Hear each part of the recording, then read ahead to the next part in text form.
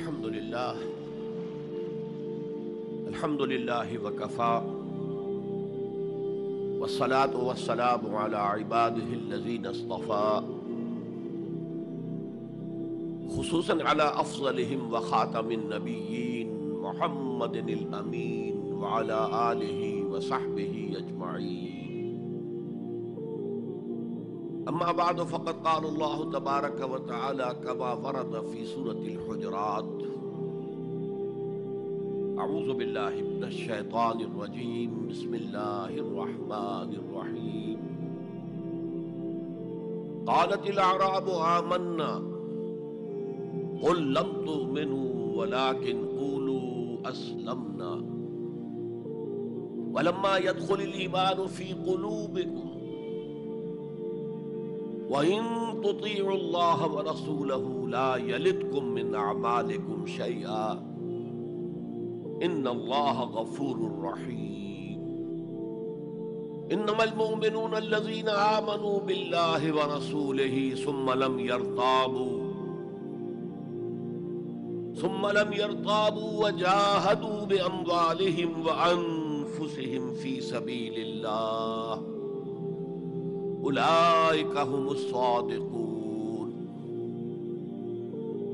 قل أتعلمون الله بدينكم واللہ یعلم ما فی السماوات وما فی الارض واللہ بکل شیء علیم.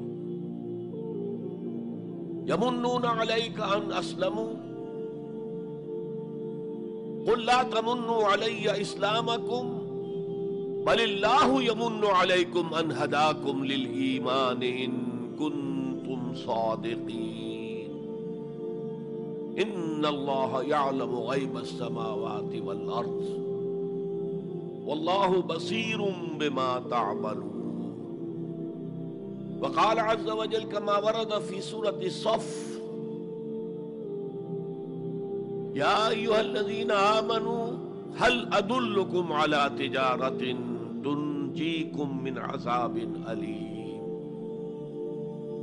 تؤمنون باللہ ورسولہ وَتُجَاهِدُونَ فِي سَبِيلِ اللَّهِ بِأَمْوَالِكُمْ وَأَنفُسِكُمْ ذَلِكُمْ خَيْرٌ لَكُمْ إِن كُنتُمْ تَعْلَمُونَ.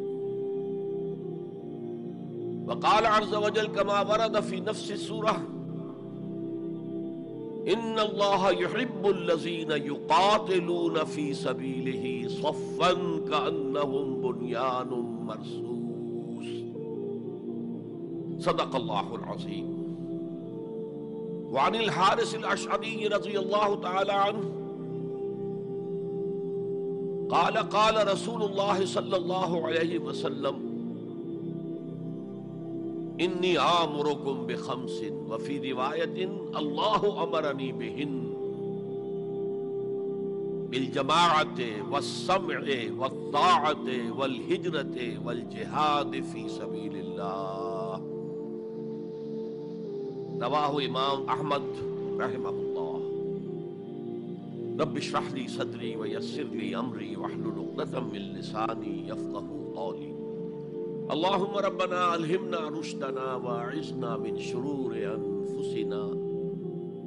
اللہم ارنا الحق حقا وارزقنا اتباعہ وارنا الباطل باطلا وارزقنا اجتنابہ. اللہم نور قلوبنا بالایمان واشرح صدورنا للاسلام.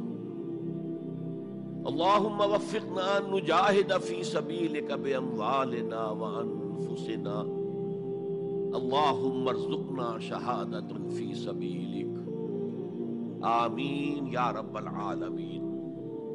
معزز حاضرین اور محترم خواتین، السلام علیکم ورحمۃ اللہ وبرکاتہ. ہمارا جو آج کا موضوع ہے وہ عنوان ہی سے نظر آ رہا ہے کہ طوالت طلب ہے. ایمان، اسلام اور اللہ کی راہ میں جد و جہد. سب سے پہلی بات اس ضمن میں یہ سمجھنی چاہیے کہ قرآن مجید میں ایمان اور اسلام اور مومن اور مسلم تقریباً ہم معنی اور مترادف الفاظ کے طور پر استعمال ہوئے. اگرچہ ایمان کا زیادہ تعلق انسان کے باطن سے ہے، اس کے ذہن سے ہے، قلب سے ہے، اور اسلام کا زیادہ تعلق اس کے عمل سے ہے، تاہم جس شخص کے دل میں ایمان ہے اور عمل میں اسلام ہے، اسے آپ مومن کہیں یا مسلم کہیں، کوئی فرق واقع نہیں ہوتا. Call the rose by any name, it will smell as sweet. لیکن یہ کہ اگر دو اصطلاحیں ہیں قرآن کی اور ہمارے دین کی، تو لازماً ان میں کوئی فرق ہے. اور یہ جو آج ہم جس کا مطالعہ کر رہے ہیں، یہ مقام قرآن حکیم کا اہم ترین مقام ہے اس خاص مضمون کے اعتبار سے. یہ وضاحت میں نے اس لیے کر دی کہ خاص مضمون کے اعتبار سے کہ قرآن کا کوئی ایک لفظ بھی غیر اہم نہیں ہے، لیکن مختلف موضوعات کے اعتبار سے مختلف مقامات کو سب سے بڑھ کر اہمیت کا حامل قرار دیا جا سکتا ہے. تو خاص اس موضوع پر، ایمان اور اسلام کے فرق پر، یہ مقام قرآن حکیم کا اہم ترین مقام ہے. قالت الاعراب آمنا، یہ بدو لوگ کہہ رہے ہیں ہم ایمان لے آئے. قل لم تؤمنوا، اے نبی ان سے کہہ دیجئے تم ایمان ہرگز نہیں لائے ہو. شاید بعض حضرات سوچے یہ ہرگز کا لفظ تم نے کہاں سے ایڈ کر دیا. تو عربی میں فعل ماضی کی نفی کا ایک طریقہ یہ ہے کہ ماضی ہی کے صیغے پر ما کا اضافہ کر دیں. ما آمنتم، تم ایمان نہیں لائے ہو. لیکن فعل مضارع سے قبل لم لایا جائے تو یہ ماضی کی نفی ہے انتہائی تاکیدی. لم تؤمنوا، ما عملتم نہیں کہا، لم تؤمنوا، تم ہرگز ایمان نہیں لائے ہو. ولیکن قولوا اسلمنا، ہاں یوں کہو کہ ہم اسلام لے آئے ہیں، یا ہم نے اطاعت قبول کر لی ہے، ہم نے سرنڈر کر دیا ہے، اسلام کی اسلامی ریاست کی بالادستی قبول کر لی ہے. ولیکن قولوا اسلمنا، اور اب دیکھیے نہایت تاکیدی نفی پہلے ہو چکی ہے، لم تؤمنوا، پھر مزید تاکید ولما يدخل الایمان فی قلوبکم، ابھی تک ایمان تمہارے دلوں میں ہرگز داخل نہیں ہوا. یہ پھر لما، لم کا اضافہ ہے.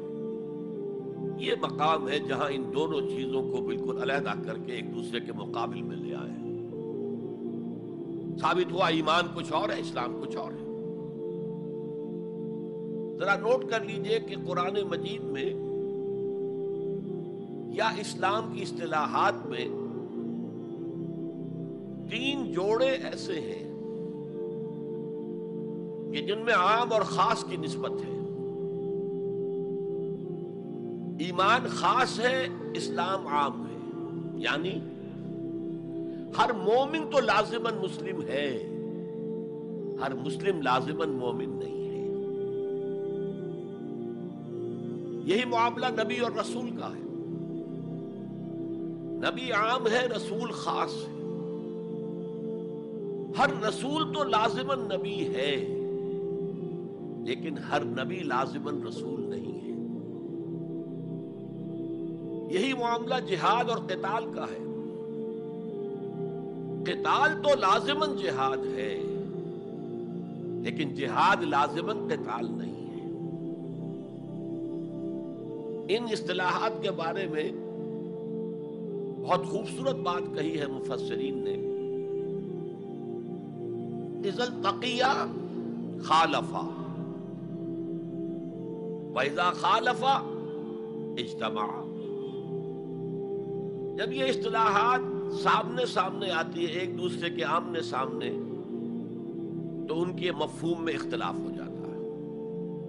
لیکن علیحدہ علیحدہ آ رہی ہوں، یہاں پر اکیلی اصطلاح ایمان ہے، یہاں پر اکیلی اصطلاح اسلام ہے، تو ان کے معنی تقریباً ایک ہو جاتے ہیں۔ اور دوسرے یہ کہ یہ اصطلاحات جو ہے جوڑے، یہ ایک دوسرے کی جگہ پر استعمال ہو جاتے ہیں۔ تو ایمان کی جگہ اسلام، اسلام کی جگہ ایمان، یہ استعمال کیے جا سکتے ہیں۔ اور جیسا کہ میں نے شروع میں کہا، یہ دونوں تقریباً قرآن کے عام اسلوب کے اعتبار سے مترادف رحمانی الفاظ ہیں، لیکن یہاں انہیں بالکل علیحدہ کر دیا گیا ہے۔ قالت الاعراب آمنا قل لم تؤمنوا ولكن قولوا اسلمنا ولما يدخل الايمان في قلوبكم۔ اب ذرا پس منظر سمجھیے کہ یہ کون لوگ تھے جن سے یہ کہا جا رہا ہے۔ دیکھیے، آپ کو معلوم ہے کہ ابتدا میں جب کہ حضور ابھی مکہ میں تشریف فرما تھے، تو جس شخص کے دل میں ایمان یقین کے درجے میں آ جاتا تھا، صرف وہی کہتا تھا اشہد ان لا الہ الا اللہ واشہد ان محمد رسول اللہ۔ گویا کہ ایمان پہلے آتا تھا، اسلام بعد میں آتا تھا، اس لیے کہ انہیں معلوم تھا کہ اسلام کے اعلان کا مطلب کیا ہوگا۔ گویا کہ اپنے معاشرے کو میں چیلنج کر رہا ہوں، اپنے خاندان سے ہی نہیں، اہل و عیال سے بھی کٹ جانے کے لیے تیار ہوں۔ جو شخص اس حد تک یقین کا حامل ہو جاتا تھا، وہ پھر اسلام کا اعلان کرتا تھا۔ لیکن رفتہ رفتہ صورت بدلی، خاص طور پر ہجرت کے فوراً بعد۔ آپ کو معلوم ہے کہ وہاں اللہ تعالیٰ نے ایسے حالات اور اسباب پیدا کر دیے کہ جو دو قبیلے وہاں پر اصل عرب قبیلے آباد تھے، اوس اور خزرج، ان دونوں کے تمام اکابر ایمان لے آئے۔ اور قبائلی زندگی کا معاملہ آپ کو معلوم ہے کہ اگر سرداروں نے ایمان قبول کر لیا تو پھر دونوں قبیلوں نے ایمان قبول کر لیا۔ لیکن یہاں کیفیت اب وہ نہیں تھی۔ یقیناً بہت سے لوگ ان میں وہ تھے جنہوں نے دل کے ساتھ ایمان قبول کیا تھا، اس کے فیس ویلیو پر تسلیم کیا تھا، لیکن بہت سے لوگ وہ بھی تھے کہ جو یہ دیکھ کر کہ پورا قبیلہ اسلام لا رہا، چلو ہم بھی شامل ہو جائیں۔ یہ صورت تبدیل ہونی شروع ہو گئی، یعنی ان کے حد تک اسلام پہلے آ گیا، پھر رفتہ رفتہ حضور کی معیت میں رہے، حضور کی صحبت حاصل رہی اور اس سے استفادہ کیا، تو ایمان بھی پیدا ہوتا چلا گیا۔ اب یہاں اسلام پہلے آیا، ایمان بعد میں آیا۔ یہی کیفیت ہماری ہے آج۔ ہم مسلمان تو پیدائشی طور پر ہیں، مسلمان والدین کے گھر میں پیدا ہوئے، الا یہ کہ کوئی اور کسی دوسرے مذہب سے تعلق رکھنے والا ایمان قبول کرتا ہے، اسلام قبول کرتا ہے، تو اسے بھی اپنے خاندان سے کٹنا پڑتا ہے، اسے اسی طرح کے حالات سے، چاہے وہ مار پیٹ اور وہ پرسیکیوشن اور وہ تشدد اور وہ ٹارچر نہ ہو جو ہو رہا تھا مکہ مکرمہ میں، لیکن بہرحال کافی کچھ قیمت انسان کو ادا کرنی پڑتی ہے اپنے اسلام کے قبول کرنے کی۔ لیکن ہماری 99,999 فی لاکھ جو اکثریت ہے، وہ تو انہی پر مشتمل ہے جو آباء و اجداد کی وجہ سے due to accident of birth مسلمان ہے۔ تو اسلام تو پیدائشی طور پر مل گیا، پیدا ہوتے ہی داہنے کان میں اذان پڑھی گئی، بائیں میں اقامت کہی گئی۔ بڑا عجیب سا نکتہ ہے، ایک صاحب نے جب بیان کیا تو میں واقعی چونک گیا۔ انسان کی پیدائش کے وقت اذان دی گئی اور اقامت کہی گئی، نماز کوئی نہیں، اور اس کے انتقال کے وقت نماز پڑھی گئی بغیر کسی اذان کے، بغیر کسی اقامت کے۔ گویا کہ اس نماز کی اذان اور اقامت پیدائش کے وقت ہے، جو نماز جنازہ کی شکل میں اس کی موت کے وقت پڑھی جا رہی ہے۔ اور یوں کہا جا سکتا ہے کہ ہماری یہ دنیاوی زندگی بس اتنے ہی وقفے کا نام ہے جتنی کہ اذان اور اقامت اور نماز کے درمیان ہوتی ہے۔ بہرحال یہ جو صورتحال کی تبدیلی ہوئی، جس کو میں نے کہا کہ ہمارے ہاں یہ دوسری تبدیلی 100% موجود ہے، یہ تبدیلی اپنے کلائمیکس کو پہنچ گئی جب حضور کو اللہ تعالیٰ نے اتنی کامیابی عطا کی کہ مکہ بھی فتح ہو گیا، تو اگرچہ عرب میں کوئی فارمل گورنمنٹ نہیں تھی، کوئی حکومت فارمل وہاں قائم نہیں تھی، لیکن قریش کا مقام پورے عرب میں ایسے ہی تھا جیسے کہ کسی ملک کا صدر مقام ہوتا ہے۔ مذہبی مرکز وہی تھا، خانہ کعبہ وہاں تھا، تمام قبیلوں کے بت وہاں رکھے ہوئے تھے، قریش اس کے متولی تھے، لہذا قریش کو امتیازی حیثیت حاصل ہو گئی، اور اس کا سب سے بڑا معاشی فائدہ جو انہیں ہوا تھا وہ یہ تھا کہ جبکہ دوسرے کسی قبیلے کا کوئی تجارتی قافلہ بچ کر نہیں جا سکتا تھا، اس میں لوٹ مار، وہاں قریش کے قافلے کو کوئی ہاتھ نہیں لگاتا تھا، اس لیے کہ ہمارے تو خدا ان کے ہاسٹیجز ہیں، ہمارے بت جو ہیں رکھے ہوئے ہیں ان کے پاس خانہ کعبہ کے اندر، اگر ہم ان کے قافلے پر کوئی حملہ کریں گے تو وہ ہمارے بتوں کی گردن توڑ کر یا ایسے اٹھا کر باہر پھینک دیں گے۔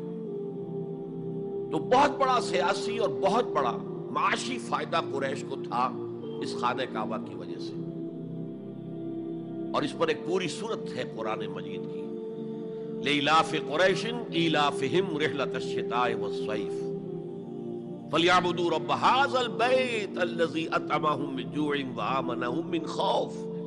اس گھر کی وجہ سے ان کو معاشی فوائد حاصل ہے اور امن حاصل ہے۔ بہرحال جب مکہ فتح ہو گیا حضور کے دست مبارک پر صلی اللہ علیہ وسلم، تو اب پورے عرب کے اطراف و اکناف میں یہ بات طے ہو گئی کہ اب جدید اصطلاح میں ہم کہیں گے it's no use continuing resistance, اب ہم کیا مخالفت کریں اور کیا اب آپ کا راستہ روکنے کی کوشش کریں، بات ختم ہو گئی جب مکے پر اب حضور کا قبضہ ہے صلی اللہ علیہ وسلم۔ تو اب قبیلوں نے اپنے وفد بھیجنے شروع کیے، فلاں وفد آ رہا ہے ایمان کا اعلان کر رہے ہیں، پورا قبیلہ ایمان لے آیا ہے، فلاں قبیلے کا وفد آ رہا ہے ایمان کا اظہار کر رہے ہیں، مسلمان ہو گئے ہیں، پورا عرب مسلمان ہو گئے۔ اب یہ لوگ جو ایمان لا رہے تھے، اور ایمان لانے کا مطلب کیا ہے؟ صرف یہ کہہ دینا اشہد ان لا الہ الا اللہ واشہد ان محمد رسول اللہ صلی اللہ علیہ وسلم۔ ان کی اندرونی کیفیات تین میں سے کوئی سی ایک ہو سکتی تھی، یا تو واقعی ان میں سے بھی کچھ لوگ ایسے تھے جو واقعتاً صدق دل سے ایمان لائے، ایسا بھی ہو سکتا ہے کہ وہ پہلے ہی سے ایمان لا چکے ہوں لیکن اپنے قبیلے کی عصبیت کی وجہ سے، اور یہ کہ پھر قبیلے کو چھوڑ کر کہیں جانا پڑے گا، وہ اظہار نہ کر رہے ہوں، اب اس کے اظہار کے اندر کوئی معنی نہیں رہا، کوئی رکاوٹ نہیں رہی، کوئی رسک نہیں رہا، یہ بھی ہو سکتا ہے۔ تو ایک ممکن کیفیت تو یہ تھی کہ وہ ایمان لائے ہو حقیقتاً صدق قلب سے، اور ایک ممکن صورت یہ تھی، اور یہ ہر انقلابی عمل میں ہوتا ہے، کہ مخالف انقلاب قوتیں جب یہ سمجھتی ہیں کہ اب ہمارا بس نہیں چلے گا، اب ہم انقلاب کا راستہ نہیں روک سکتے، تو بظاہر سرنڈر کر دیتے ہیں، لیکن دلوں میں ایک ارادہ ہوتا ہے دیکھیں گے کوئی موقع ملا، وہ حالات بدلے تو پھر ان سے نپٹ لیں گے۔ اگر کسی نے اس نیت سے اسلام کا اظہار کیا تو وہ گویا کہ منافق تھا، لیکن بہت سے لوگوں کی کیفیت ہو سکتی ہے نظری اعتبار سے کہ نہ مثبت طور پر ایمان ہے نہ منفی طور پر نفاق ہے، کوئی دھوکہ دینے کا ارادہ بھی نہیں ہے، کوئی صرف ٹائم گین کرنے کے لیے اسلام کا اظہار نہیں کیا ہے، تو گویا کہ یہ پازیٹیو ویلیو ایمان کی +1 +2 +3 +4 ایمان کے درجے ہیں، ایک عام آدمی کا ایمان ہے، ایک ابو بکر صدیق کا ایمان ہے، زمین و آسمان کا فرق ہے۔ خود صحابہ میں یہ درجہ بندی تھی، اور ہم تو اپنے ایمان سے کیا نسبت اور کیا تناسب قائم کریں گے صحابہ کے ایمان کے ساتھ، بالخصوص ابو بکر صدیق جیسے صدیق اکبر کے ایمان کے ساتھ رضی اللہ تعالی عنہ۔ اسی طرح -1 -2 -3 -4 یہ منافقت کے درجے ہیں. کس درجے کا نفاق ہے, کس درجے میں ڈٹرمینیشن ہے کہ we have only to buy time, اب اس کے سوا چارہ نہیں ہے, اب ہم ریزسٹ نہیں کر سکتے, it's no use continuing resistance, سر جھکا لو and wait for some occasion, opportunity کہ پھر کھڑے ہو اور اس انقلاب کو انڈو کر دیں, ختم کر دیں. کاؤنٹر ریولوشنری موومنٹ جیسے کہ بالفعل ہوئی, جھوٹے نبی کھڑے ہو گئے, اور ایک مرحلہ تو ایسا آیا کہ معلوم ہوتا تھا کہ پورا عرب مرتد ہو گیا.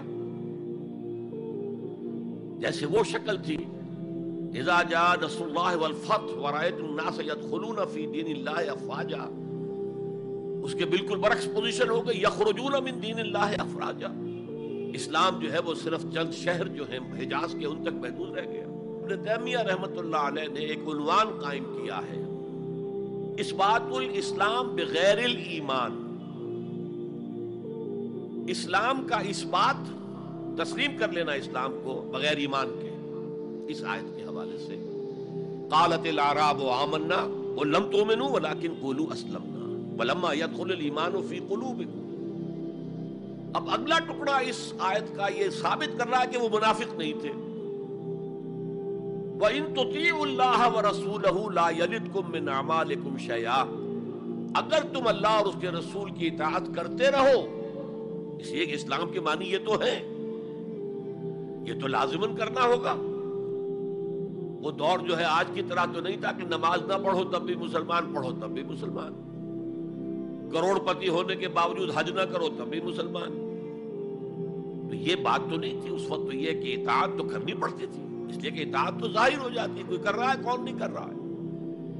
ایک چھوٹی سی بستی مدینے کی, ان میں کون نماز پڑھ رہا ہے کون نہیں پڑھ رہا صاف واضح ہوتا تھا. لہذا منافقین کو بھی آ کر نماز پڑھنی پڑتی تھی, بلکہ جو رئیس المنافقین تھا وہ ہمیشہ پہلی صف میں ہوتا تھا. اور جب حضور صلی اللہ علیہ وسلم خطبہ دینے کے لیے کھڑے ہوتے تھے تو پہلے وہ کھڑا ہوتا تھا اور کہتا, لوگوں دیکھو ان کی بات توجہ سے سنو, یہ اللہ کے رسول ہیں. وہ اپنی اہمیت جتانے کی خاطر, اس لیے کہ یہ جو اوس اور خزرج کے دو قبیلے تھے, ان میں اوس کا قبیلہ چھوٹا تھا, خزرج کا بڑا تھا, اور اس کا سردار یہ تھا سب سے بڑا. اور اس کے لیے طے ہو چکا تھا, مدینے والے اس ضرورت کو محسوس کر رہے تھے کہ یہاں 5 قبیلے آباد ہیں, اور 2 تو قدیم عرب کے ہیں جو یمن سے آ کر آباد ہوئے, اوس اور خزرج, اور 3 عرب سے باہر سے آئے ہوئے ہیں یہودی قبائل, بنو قینقاع, بنو نذیر یا نذیر اور بنو قریظہ. اب 5 قبیلوں کا ایک شہر ہے, ہر قبیلے کا نظام تو اپنی جگہ مستحکم ہے, اس کا ایک سردار ہے اور اس کی بات قبیلے والوں کو ماننی ہے. لیکن ان 5 کے درمیان معاملات جو ہیں, کوئی آربیٹریٹر ہونا چاہیے, کوئی ایک ایسا ہونا چاہیے شخص کہ جس کی بات وہ 5 سنے اور مانے. اس لیے انہیں بادشاہ کی ضرورت محسوس ہوئی کہ کسی کو ہم اپنا بادشاہ بنا لیں. اور قرۂ فال بنام من دیوانہ زدن عبداللہ ابن ابی, اس کے بارے میں طے ہو گیا یہ ہمارا بادشاہ ہوگا. اس کے لیے تاج تیار ہو گیا سونے کا, تاج پوشی باقی تھی کہ حضور تشریف لے آئے بے تاج بادشاہ کی حیثیت سے. اس کے سارے خواب بکھر گئے.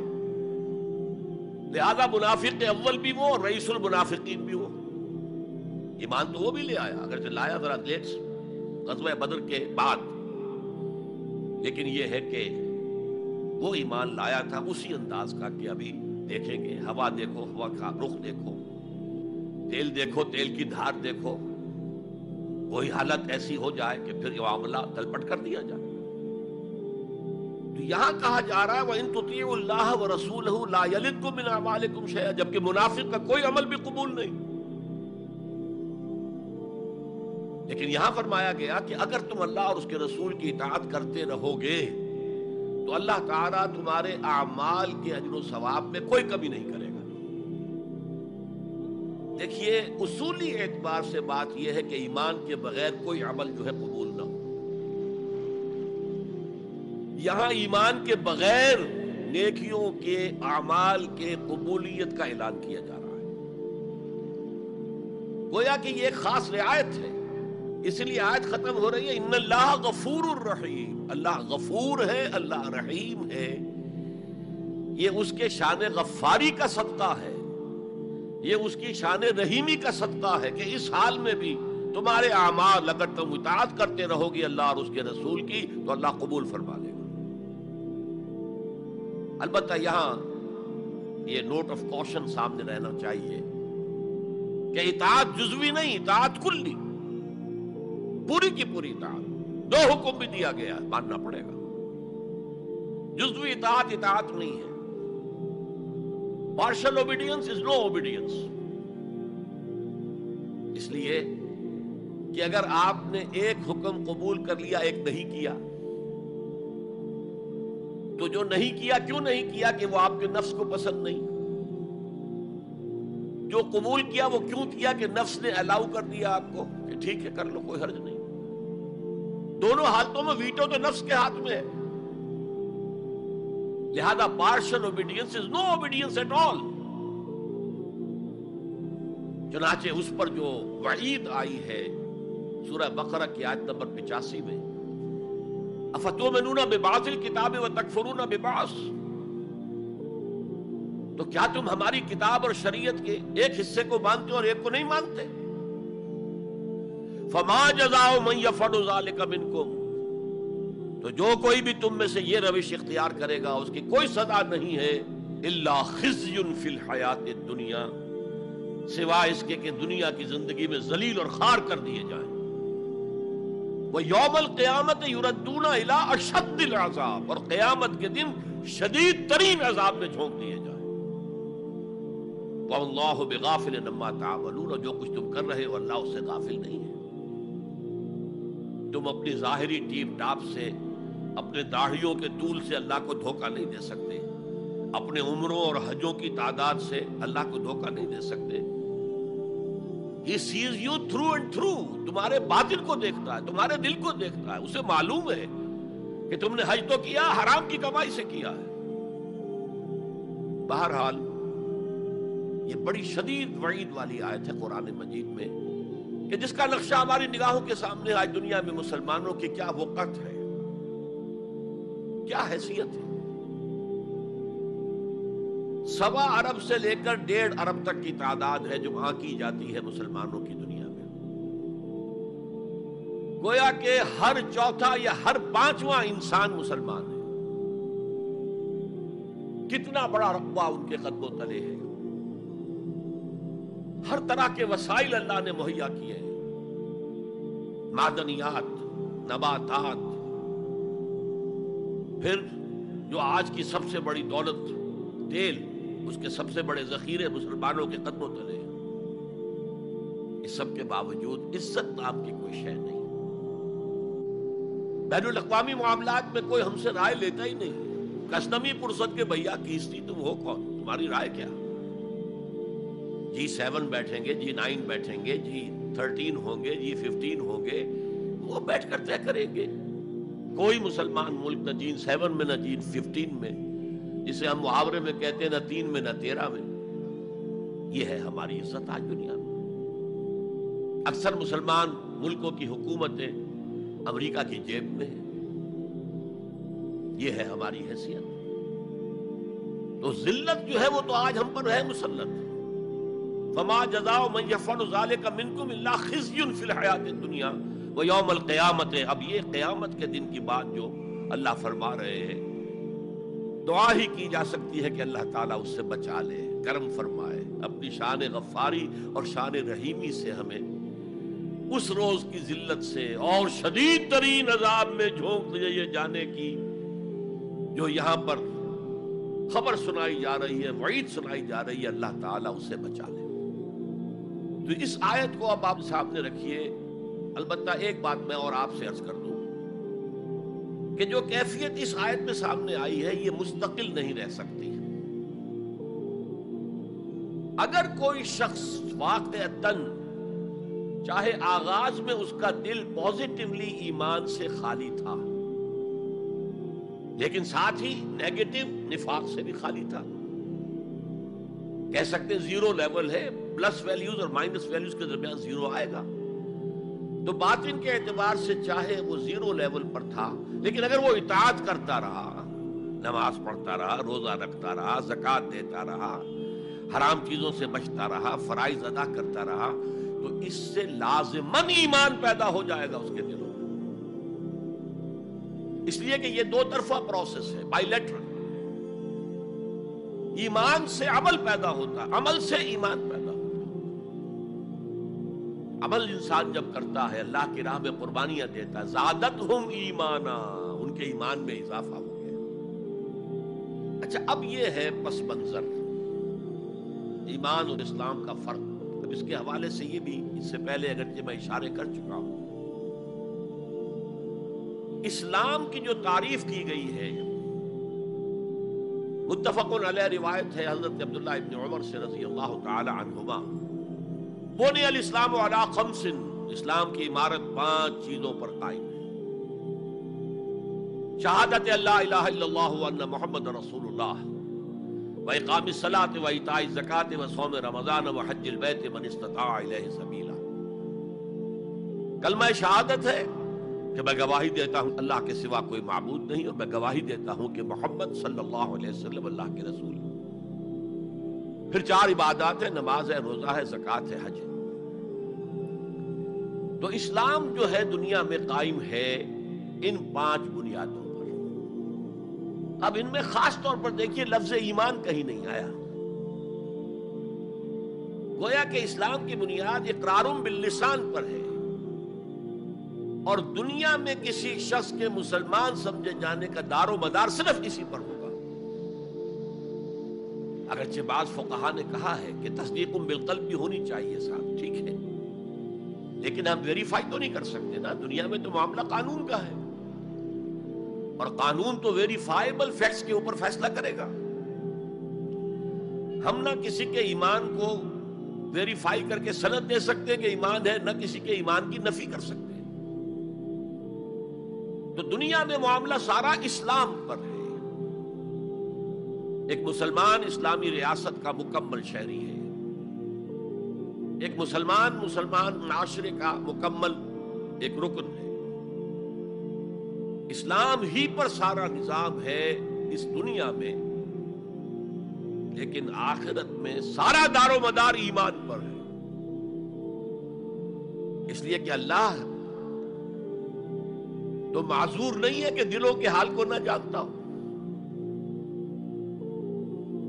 ان اللہ لا ينظر الى صورکم ولا الى اموالکم ولکن ينظر الى قلوبکم واعمالکم. اللہ تعالیٰ نہ تمہاری صورتوں کو دیکھتا ہے، نہ تمہارے مالوں کو دیکھتا ہے، بلکہ وہ تو دیکھتا ہے تمہارے دلوں کو اور تمہارے اعمال کو. امام بخاری رحمت اللہ علیہ کا موقف کہ ایمان میں عمل بھی شامل ہے انٹیگرل پارٹ کی حیثیت سے، یہ حقیقی ایمان کے اعتبار سے 100% درست ہے. تو دل میں یقین ہوگا تو کیسے عمل اس کے خلاف ہو جائے گا.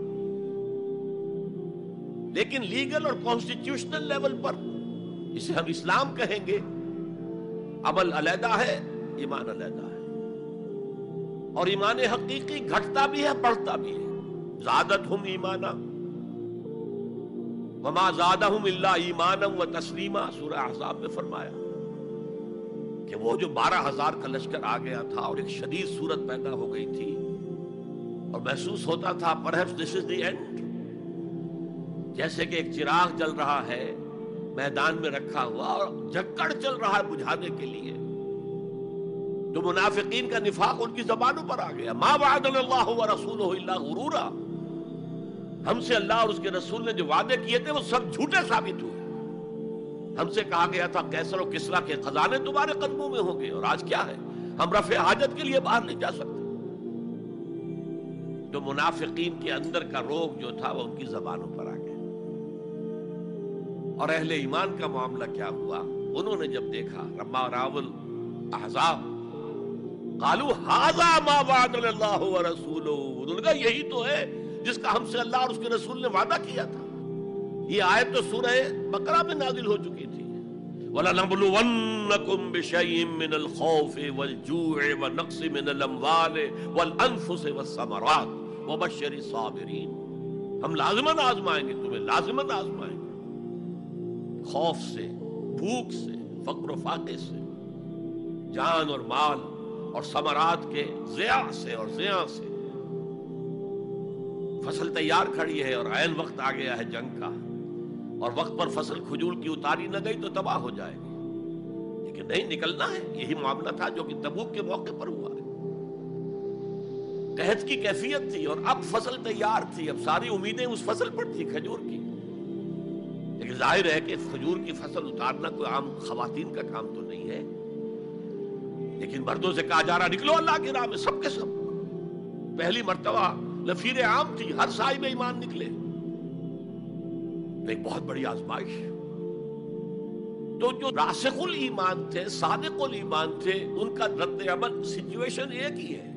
منافقین کہہ رہے ہیں ما وعدنا اللہ ورسولہ الا غرورا، ہمیں تو اللہ اور اس کے رسول نے سبز باغ دکھا کر بروا دیا، اور اہل ایمان کہہ رہے ہیں ھذا ما وعدنا اللہ ورسولہ وصدق اللہ ورسولہ وما زادہم الا ایمانا وتسلیما، اور ان میں نہیں کوئی شے بڑی مگر ایمان اور تسلیم کے۔ جبکہ وہ جو ایک کانسٹیٹیوشنل ایمان ہے وہ ایک جامد شے ہے، it's a legal status that you get as a Muslim, تو یہ اسٹیٹس نہ گھٹتا ہے نہ بڑھتا ہے۔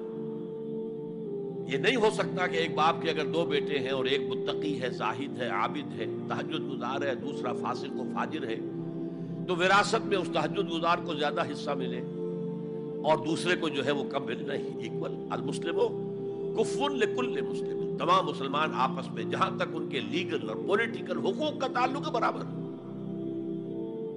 تو یہ فرق ہے ایمان اور اسلام میں۔ البتہ یہ میں آپ کو بتا چکا ہوں کہ یہ بھی ہو سکتا ہے کہ اسلام پہلے آئے، ایمان بعد میں آئے۔ ہم میں سے جب بھی اللہ تعالیٰ کسی کو نصیب فرما دے حقیقی ایمان، یقین والا ایمان، جیسے میں نے دعا کی اللہم نور قلوبنا بالایمان، اے اللہ ہمارے دلوں کو منور کر دے، روشن کر دے ایمان کے ساتھ، نور ایمان سے جگمگا اٹھے ہمارا دل، واشرح صدورنا للاسلام، اور ہمارے سینوں کو کھول دے اسلام کے لیے، اسلام کی ہر شے ہمیں حسین نظر آئے۔ حضور صلی اللہ علیہ وسلم کی حیات طیبہ کے آخری ایام میں یہ واقعہ پیش آیا کہ حضور مسجد نبوی میں تشریف فرما ہے، مجمع موجود ہے، اچانک ایک شخص ظاہر ہوتا، شدید و بیاض ثیاب، شدید و سواد شعر، اس کا لباس انتہائی سفید صاف، کوئی اس پر دھبا نہیں، داغ نہیں، میل نہیں، بال انتہائی سیاہ چمکدار، گرد آلود نہیں، ولا یعرفہ احد منا، اور ہم میں سے اسے کوئی پہچانتا بھی نہیں تھا، کسی بھی ریت سے، خاک سے بالکل آلودہ ہوئے بغیر بال ہیں، تو شاید یہ مدینے کا رہنے والا ہو، تو مدینے والوں میں سے کوئی تو ہوتا کہ جو اس کو جانتا پہچانتا، کوئی نہ کوئی تو گریٹ کرتا اس کو مجمع میں، آؤ آؤ ادھر آ جاؤ، میرے پاس آ جاؤ، کوئی نہیں۔ اور اگر براہ راست باہر سفر سے آ رہا ہے تو کچھ گرد آلود بال ہوتے، کچھ کپڑے میلے کچھ ایلے ہوتے، تو لوگ حیران تھے، اور مزید یہ کہ اس نے سیدھا تیر کی طرح مجمع کو چیرتا ہوا حضور کے عین سامنے جا کر بیٹھ گیا۔ اب لوگ حیران ہیں، یہ ہے کون؟ اس کی یہ جرت، یہ جسارت، اور اس طرح دو زانو بیٹھا کہ حضور کے اب گھٹنوں کے ساتھ اپنے گھٹنے جوڑ دیے اور حضور کی رانوں پر اپنے دونوں ہاتھ رکھ دیے۔ اب سوال کیا، یا محمد اخبرنی عن الاسلام، اے محمد مجھے بتاؤ اسلام کیا ہے؟ حضور نے فرمایا وہی جو میں ابھی آپ کو حدیث سنا چکا ہوں، الاسلام ان تشہد اللہ الہ الا اللہ وان انا رسول اللہ وان تقیم الصلاۃ وتؤتی الزکاۃ وتصوم رمضان وتحج البیت ان استطعت الیہ سبیلا۔ پھر کہا اخبرنی عن الایمان، لیکن یہ کہ ان روایتوں میں بھی اس کو روایت کرنے والے بہت سے صحابہ ہیں، عبداللہ ابن عمر بھی ہیں، حضرت عمر خود بھی ہیں رضی اللہ تعالی عنہما، ابو ہریرہ بھی ہے، عبداللہ ابن مسعود بھی ہیں. چونکہ ایک مجمع میں واقعہ ہو رہا تھا نا، تو مجمع کے اندر تو بہت سے لوگ سن رہے ہیں. اگرچہ جیسے آج بھی ہوگا کہ میں جو بات کہہ رہا ہوں، آپ میں سے بہت سے حضرات میری ساری بات سن کر اگر کہیں جا کر رپورٹ کریں گے تو ان کی باتوں میں اختلاف ہو جائے گا. لہذا اس حدیث کی روایت میں اختلاف ہے. بعض روایت تو یہ ہے کہ پہلے پوچھا اخبرنی علی الایمان، پھر پوچھا اخبرنی علی الاحسان یا علی الاسلام. اور یہ جو حضرت عمر کی روایت ہے اس میں ہے سب سے پہلے آپ نے پوچھا اخبرنی عن الاسلام، پھر دوسرا سوال آیا اخبرنی عن الایمان. اچھا، اس کے بعد ایک دو سوال اور بھی کیے، اب میں تفصیل میں نہیں جا سکتا. پھر وہ شخص چلا گیا. حضور نے کہا ذرا اس کو بلانا واپس. تو دیکھا تو کہیں بھی نہیں، زمین کھا گئی، آسمان و چکر لے گیا، اللہ جانے. تب حضور نے فرمایا اوہ یہ جبرائیل تھے جو تمہیں تمہارا دین سکھانے آئے تھے. یعلمکم دینکم اذ لم تسألوہ، جبکہ تم نے اس کے بارے میں سوال نہیں کیا. اور یہ پہلی بار ہے کہ میں جبرائیل کو پہچان نہیں سکا. انسانی شکل میں وہ آئے اور میں پہچان نہیں پایا. ورنہ اکثر حضرت دہیہ کلبی کی شکل میں آتے تھے انسانی صورت میں. جب بھی حضرت جبرائیل آتے تھے، حضرت دہیہ کلبی جو ہے وہ بہت ہی حسین جوان رانا ان کی شکل میں آتے تھے. بہرحال یہ اتنا اہم مسئلہ ہے کہ اس کو کلیئر کرنے کے لیے کہ دودھ کا دودھ پانی کا پانی علیحدہ ہو جائے. ایمان کیا ہے، اسلام کیا ہے. دنیا کا نظام اسلام پر ہے، ایمان پر نہیں ہے. آخرت کا معاملہ ایمان پر ہے، اسلام پر نہیں ہے. کوئی شخص مسلمانوں کا بہت بڑا قائد ہو، بہت بڑا لیڈر ہو، لیکن ہو سکتا ہے آخرت میں زیرو ہو. میں حدیث سنا چکا ہوں آپ کو. ایک شخص دنیا میں شہید سمجھا جا رہا تھا، ایک شخص دنیا میں بہت بڑا عالم سمجھا جا رہا تھا، ایک شخص دنیا میں بہت بڑا سخی سمجھا جا رہا تھا، اور اللہ نے سب کے دعوے جو ہے ان کی نفی کر دی. تم نے جنگ کی تھی اس لیے لیقال جریء کہا جائے، بہت ہی جری آدمی ہے صاحب، بہت بہادر آدمی، کیا کہنے اس کے. لیقال سخی، بھائی بڑا سخی آدمی ہے، سخاوت کے دریا بہا دیے اس نے. بھائی بہت بڑا عالم ہے، اس سے علم کا کتنا جو ہے لوگوں کو فیض پہنچا ہے. وقت قیلا، یہ تمہارا مقصود تھا، وہ مقصود دنیا میں حاصل ہو چکا. تمہاری شہرت کے ڈنکے بج چکے، اب یہاں تمہارے لیے کچھ نہیں. اور پھر اللہ حکم دے گا اور فرشتے منہ کے بل گھسیٹتے ہوئے اسے جہنم میں جھونک دیں گے. تو وہ اسلام وہاں کام نہیں آئے گا. بلکہ اسلام کیا، اسلام پر اتنی اضافی خوبیاں بھی کام نہیں آئیں گی اگر دل میں ایمان نہیں اور اس کے نتیجے میں نیت درست نہیں. حقیقت البر پر ہم گفتگو کر چکے ہیں، نیکی کی اصل حقیقت کیا ہے. اسی موضوع پر اصل میں امام ابو حنیفہ جو فقیہ ہے، ان کی کوئی کتاب اور تصنیف فقہ پر نہیں ہے.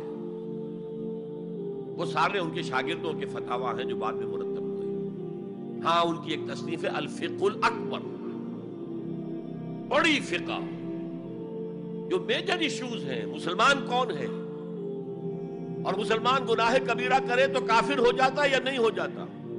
بعض احادیث سے ثابت ہوتا کہ وہ تو کافر ہو گیا، ایمان سے محروم ہو گیا. میں وہ حدیث سنا چکا ہوں آپ کو، واللہ لا یؤمن واللہ لا یؤمن واللہ لا یؤمن. خدا کی قسم وہ شخص مومن نہیں، خدا کی قسم وہ شخص مومن نہیں، خدا کی قسم وہ شخص مومن نہیں. صحابہ لرز گئے، کانپ گئے. قیل من یا رسول اللہ، حضور کس کے بارے میں ارشاد فرما رہے ہیں؟ فرمایا الذی لا یامن جارہ بوائقہ، وہ شخص کہ جس کی ایذا رسانی کی وجہ سے اس کا پڑوسی چین میں نہیں ہے، امن میں نہیں، سکون میں نہیں. تو بظاہر تو نتیجہ نکلا کہ ایمان کی اتنی نفی ہو رہی تو کافر ہے. اور یہی سب سے بڑی غلطی جو سب سے پہلا فرقہ پیدا ہوا اسلام میں، وہ تو اسی بنیاد پر ہوا تھا. خوارج کا موقف یہی تھا، گناہ کبیرہ کا مرتکب کافر ہے، اور کافر ہے تو گویا کہ مرتد ہے، اور مرتد ہے تو واجب القتل ہے. اس کا مال بھی تم پر مباح ہے کہ لے لو اور قبضہ کر لو، اس کی بیویاں بیٹیاں بھی تم پر مباح ہے کہ انہیں اپنی کنیزیں بنا لو. حالانکہ بڑے متقی لوگ تھے خوارج. حضرت علی کو بہرحال ان سے جنگ کرنی پڑی. 4000 خوارج جو ہیں جنگ نہروان کے اندر قتل ہوئے. اور پھر خوارج کی تکفیر پر امت کا اجماع ہوا کہ وہ دائرہ اسلام سے خود خارج ہو گئے. ان موضوعات پر امام ابو حنیفہ کی تسلیم اپنی ہے، گناہ کبیرہ سے بھی وہ شخص کافر نہیں ہوتا.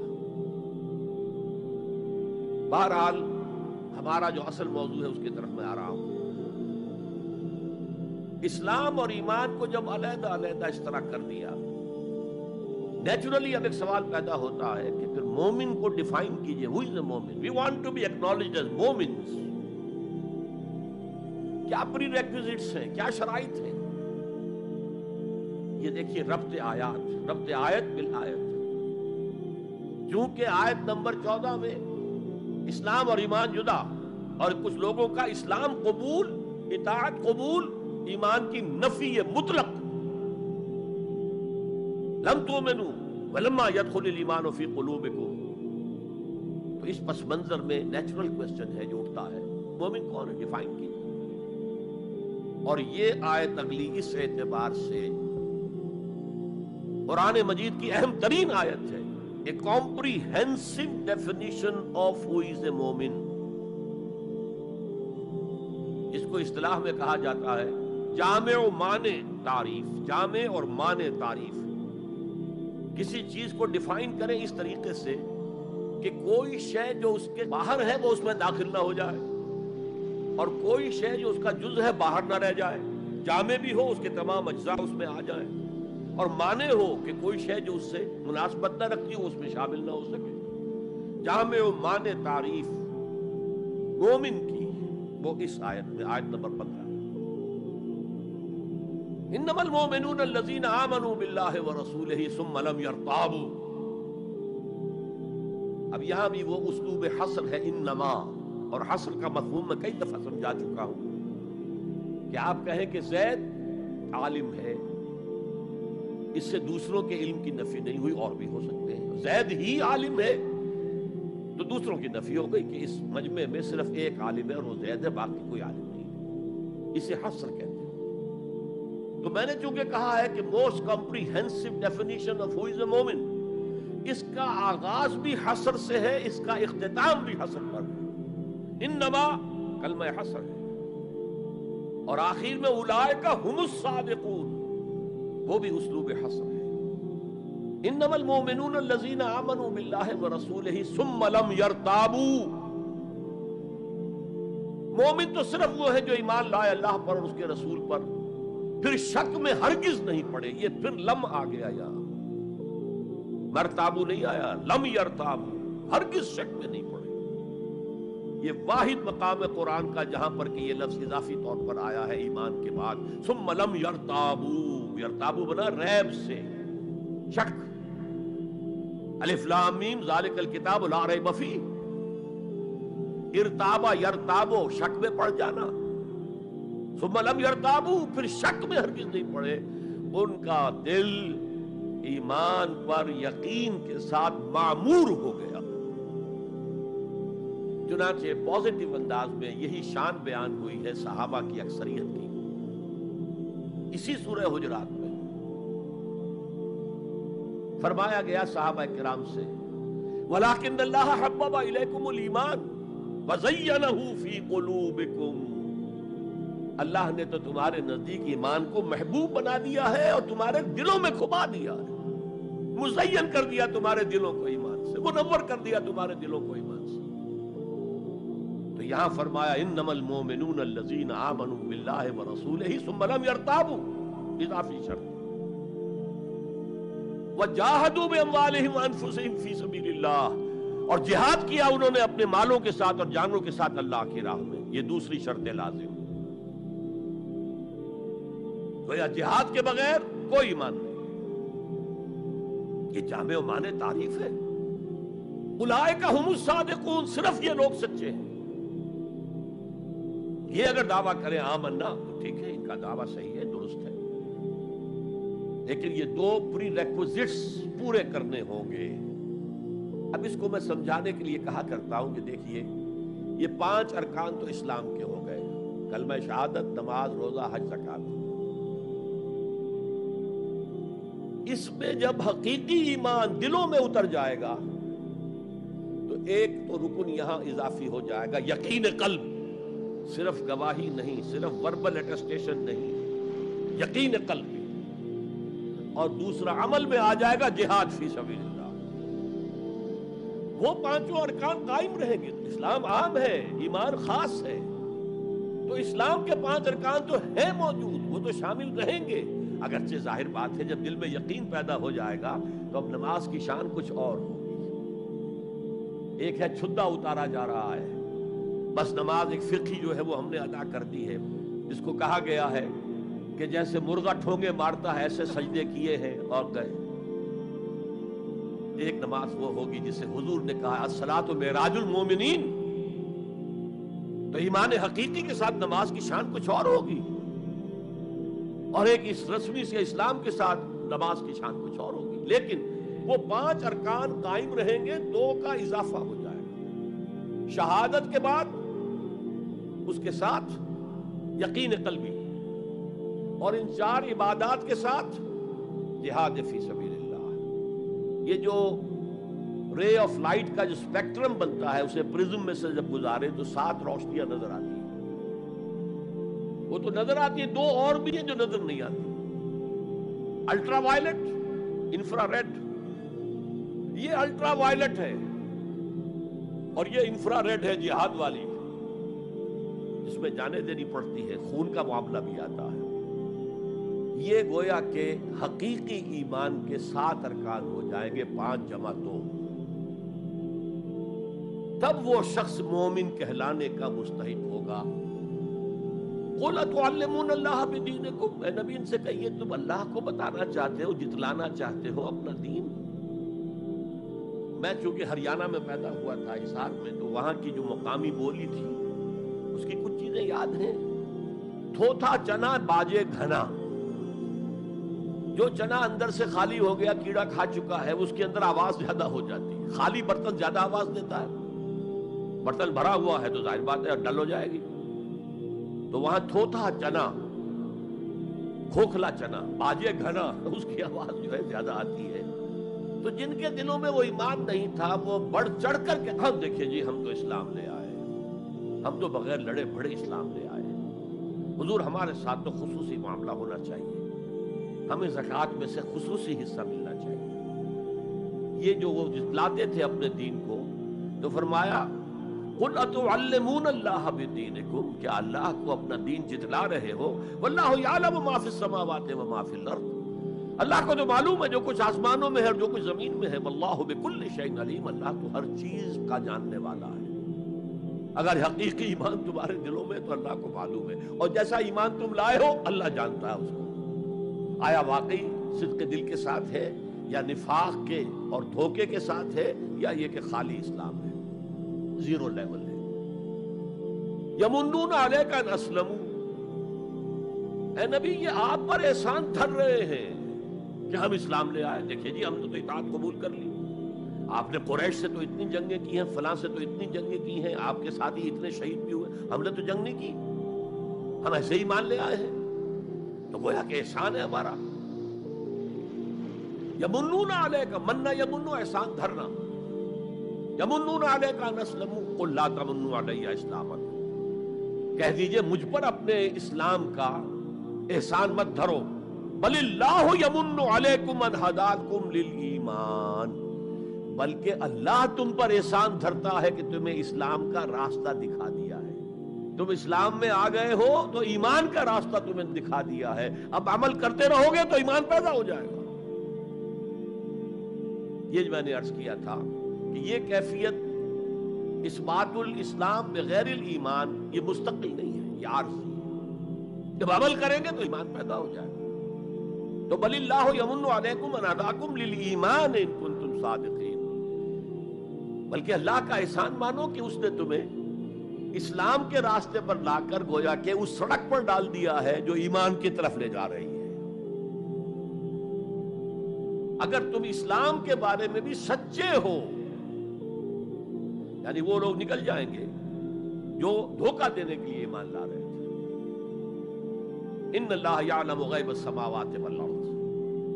یقیناً اللہ جانتا ہے ہر پوشیدہ چیز کو جو آسمانوں کی ہے اور زمین کی ہے. اور یہ غیب کا لفظ ہماری نسبت سے ہے، نوٹ کر لیجئے اسے. اللہ کے لیے کوئی غیب نہیں ہے، سرے سے کوئی غیب. ہر شے اس کے لیے شہود ہے، ہر شے ہر آن اس کی نگاہوں کے سامنے. کوئی شے اس کے لیے غیب نہیں. یہ ریلیٹو ٹرم ہے جو ہمارے لیے غیب ہے. واللہ بصیر بما تعملون، اور جو کچھ تم کر رہے ہو اللہ اسے دیکھ رہا ہے.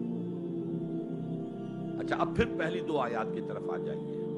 اسلام ایمان علیحدہ چیز ہے.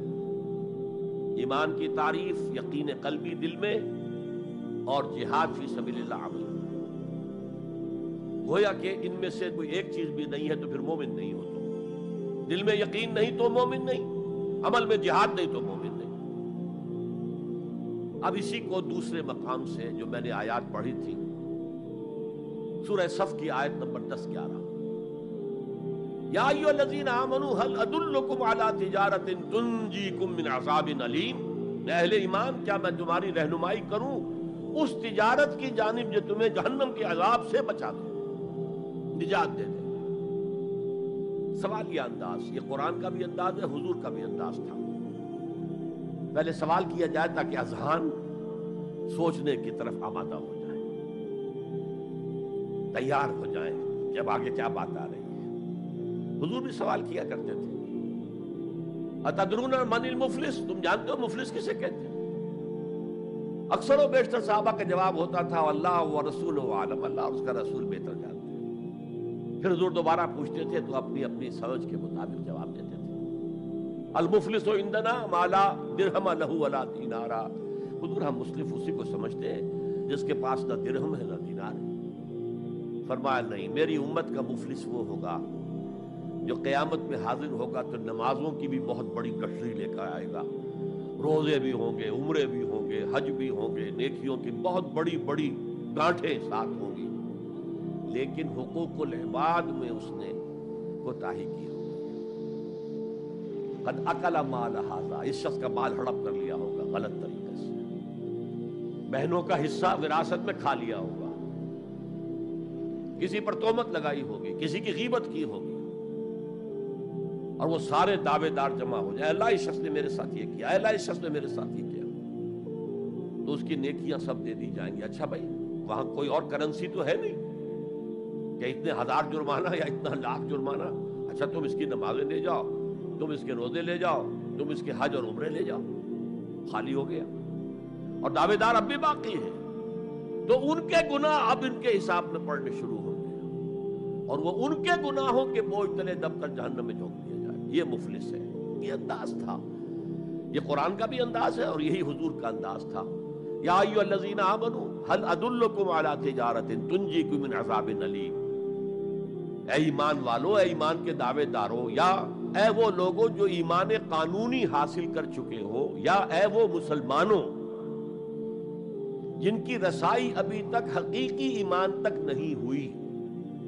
یا ایھا الذین آمنوا هل ادلکم علی تجارۃ تنجیکم من عذاب علیم. کیا میں بتاؤں تمہیں وہ تجارت، وہ کاروبار جس کا نفع کیا ہوگا کہ جہنم سے چھٹکارا پا جاؤ.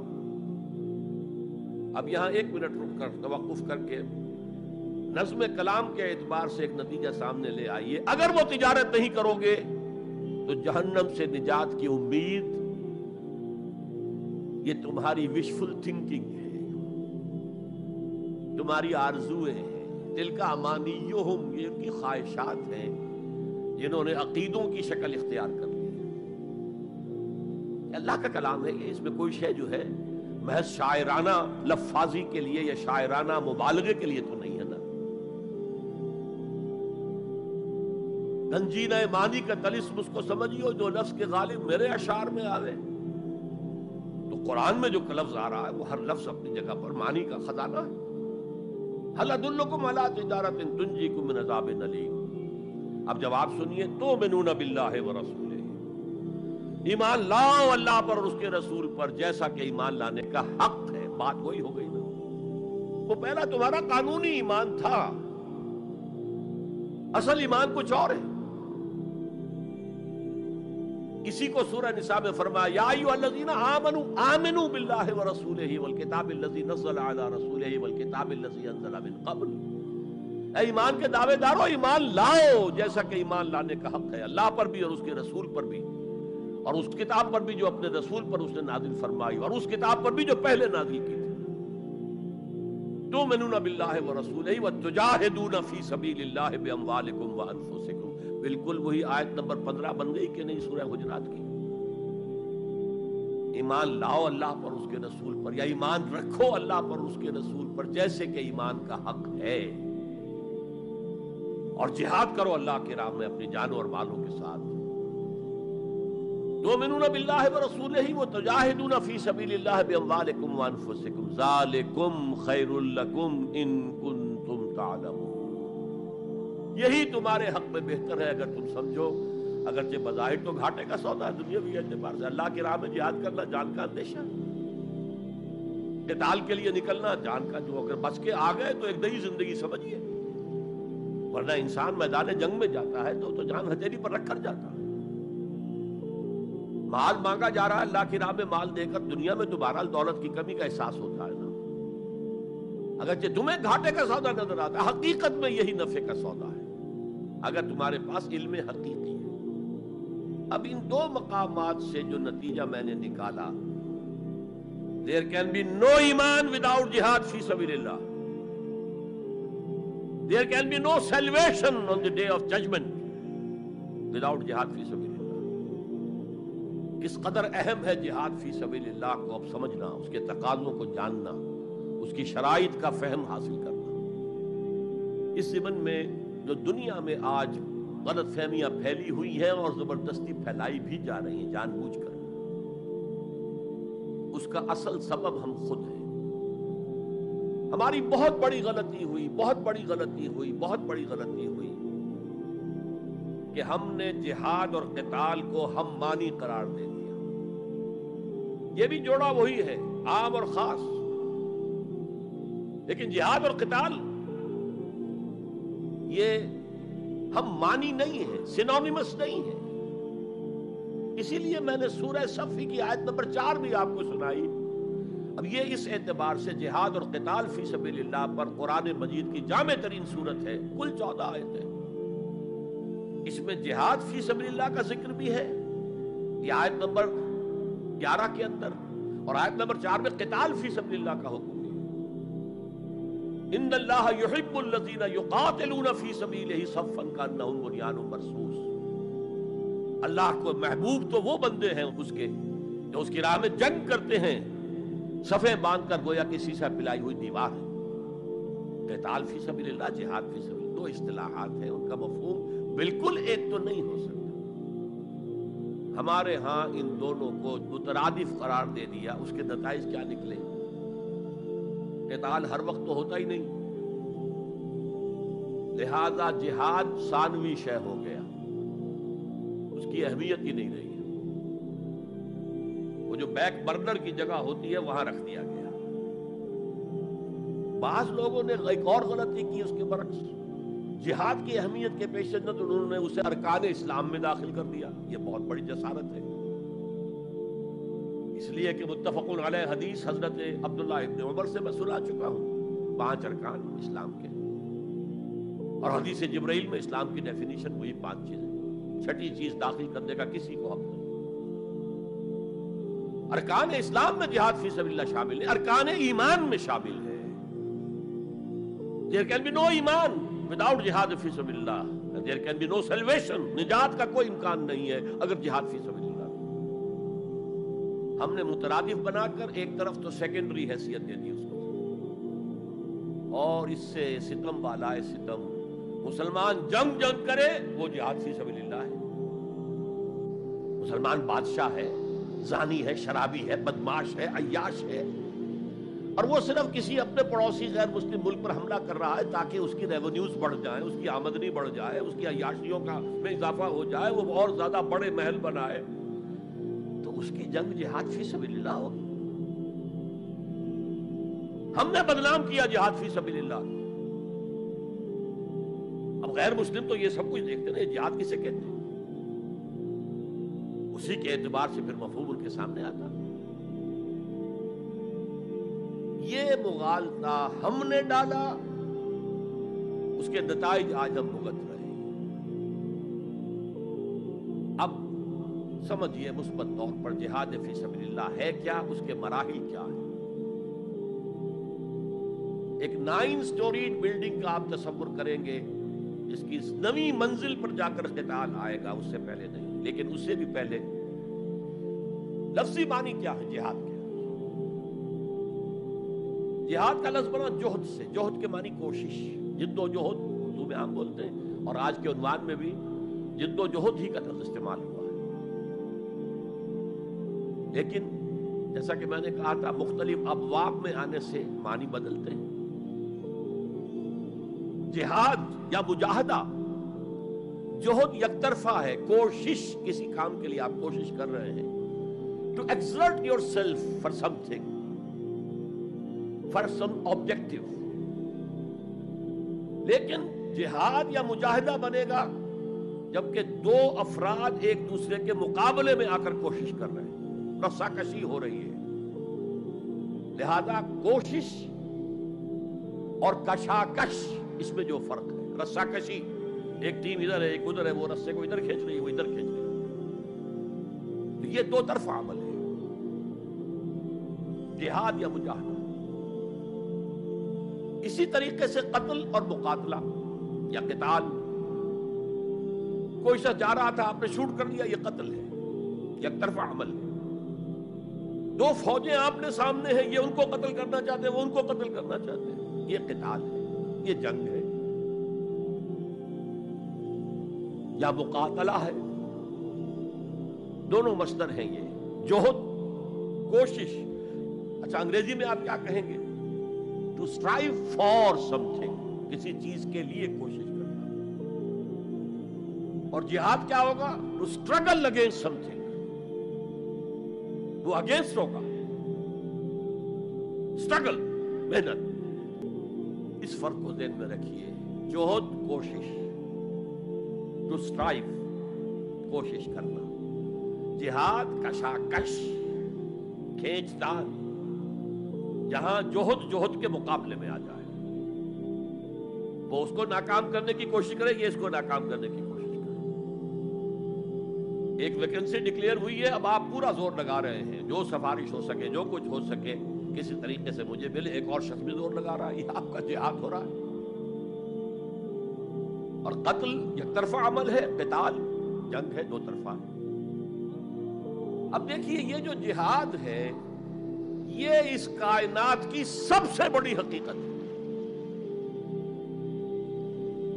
Every living organism on this planet is continuously in jihad. آپ خود کہتے ہیں struggle for existence، مقابلہ نہیں ہوتا اس میں. کاروبار میں مقابلہ ہو رہا ہے، ملازمتوں میں مقابلہ ہو رہا ہے، مقابلوں کے امتحان ہو رہے ہیں. حیوانات جرثوم میں چھوٹے چھوٹے سے struggle for existence. اسے جہاد زندگانی کہیں گے آپ، جہاد زندگی. Every living creature, every living organism is engaged in continuous jihad, struggle for existence. اس کو جہاد زندگانی کا لفظ دیا اقبال نے. یقین محکم عمل پہم محبت فاتح عالم، جہاد زندگانی میں ہے یہ مردوں کی شمشیر. اچھا مسلمان بھی جب یہ کام کرتا ہے، جہد للبقاء، اسٹرگل فار ایگزسٹنس، اگر وہ شریعت کے احکام کے مطابق کر رہا ہے تو یہ عبادت ہے. اگر حرام ذریعے استعمال کر رہا ہے، غلط ذریعے استعمال کر رہا ہے، دھوکہ دے رہا ہے، جھوٹی قسمیں کھا رہا ہے، تو یہ حرام کے درجے میں چلا گیا. اور اگر آپ اپنی اس جہد بقا کو، جہاد وجود کو، جہاد زندگانی کو اسلام کے اصولوں کے مطابق کر رہے ہیں، یہ عبادت ہے. حضور نے فرمایا القاسم و حبیب اللہ، جو شخص محنت کر کے کماتا ہے وہ اللہ کا ساتھی ہے، اللہ کا دوست ہے، حبیب اللہ.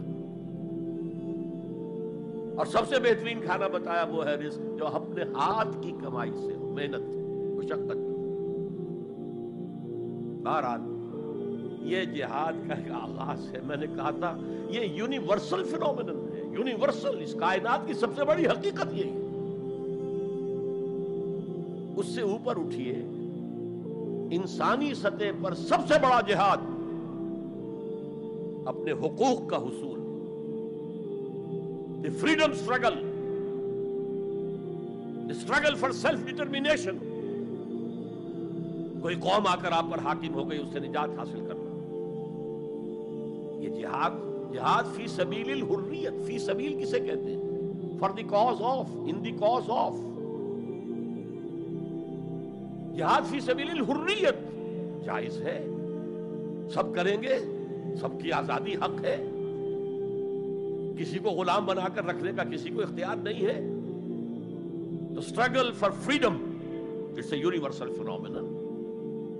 اور مسلمان بھی اگر کرے گا اور اللہ کی حدود کے اندر رہ کر کرے گا تو وہ بھی اللہ کے ہاں وہ اجر و ثواب کا مستحق ہوگا، بلکہ اگر جان دے دے گا شہید شمار ہوگا. اس لیے کہ حضور کی ایک حدیث ہے، من قتل دون مالہ فہو شہید. جو شخص اپنے مال کی حفاظت میں مارا گیا وہ بھی شہید ہے. اب آپ کہیں جا رہے تھے، آپ کے پاس کچھ مال ہے، جیب میں کچھ ہے، کوئی ڈاکو آ گئے، آپ کو گھیر لیے. اب آپ کے پاس دو راستے، ایک تو آپ کہیں لو بھائی جو کچھ ہے یہ حاضر ہے، لے لو، میری جان بخشی کرو، اور ایک یہ کہ آپ ڈٹ جائیں. اس ڈٹ جانے میں اگر جان چلی گئی تو آپ شہید ہیں. من قتل دون مال ہی، تو مال سے تو 1000 گنا بڑی شے ہے حریت فی سبیل الحریہ. لیکن ہم نے کیا غلطی کی؟ فریڈم سٹرگل کو بھی جہاد فی سبیل اللہ کہہ دیا. بہت بڑی غلطی، جس کا سب سے بڑا مثل میں آپ کو بتاتا ہوں. یہ mid 50s کی بات ہے. میں اپنے MBA سے فارغ ہو کر منٹگمری میں، جو اب ساہیوال کہلاتا، جا کر آباد ہو گیا تھا والدین کے پاس. الجزائر میں اس وقت فریڈم سٹرگل چل رہی تھی فرانس کے خلاف. تو اس کے لیے کچھ فنڈز حاصل کرنے کے لیے ایک وفد آیا پاکستان کے دورے پر. ایک تو کرنل صاحب تھے، کرنل عودہ، وہ تو داڑھی مونچھ صاف تھے جیسے ہوتے ہیں عام طور پر فوجی. لیکن ایک بہت بڑے عالم دین علامہ بشیر الابراہیمی الجزائری، بہت مشہور، بہت بڑے عالم، وہ بھی ساتھ تھے.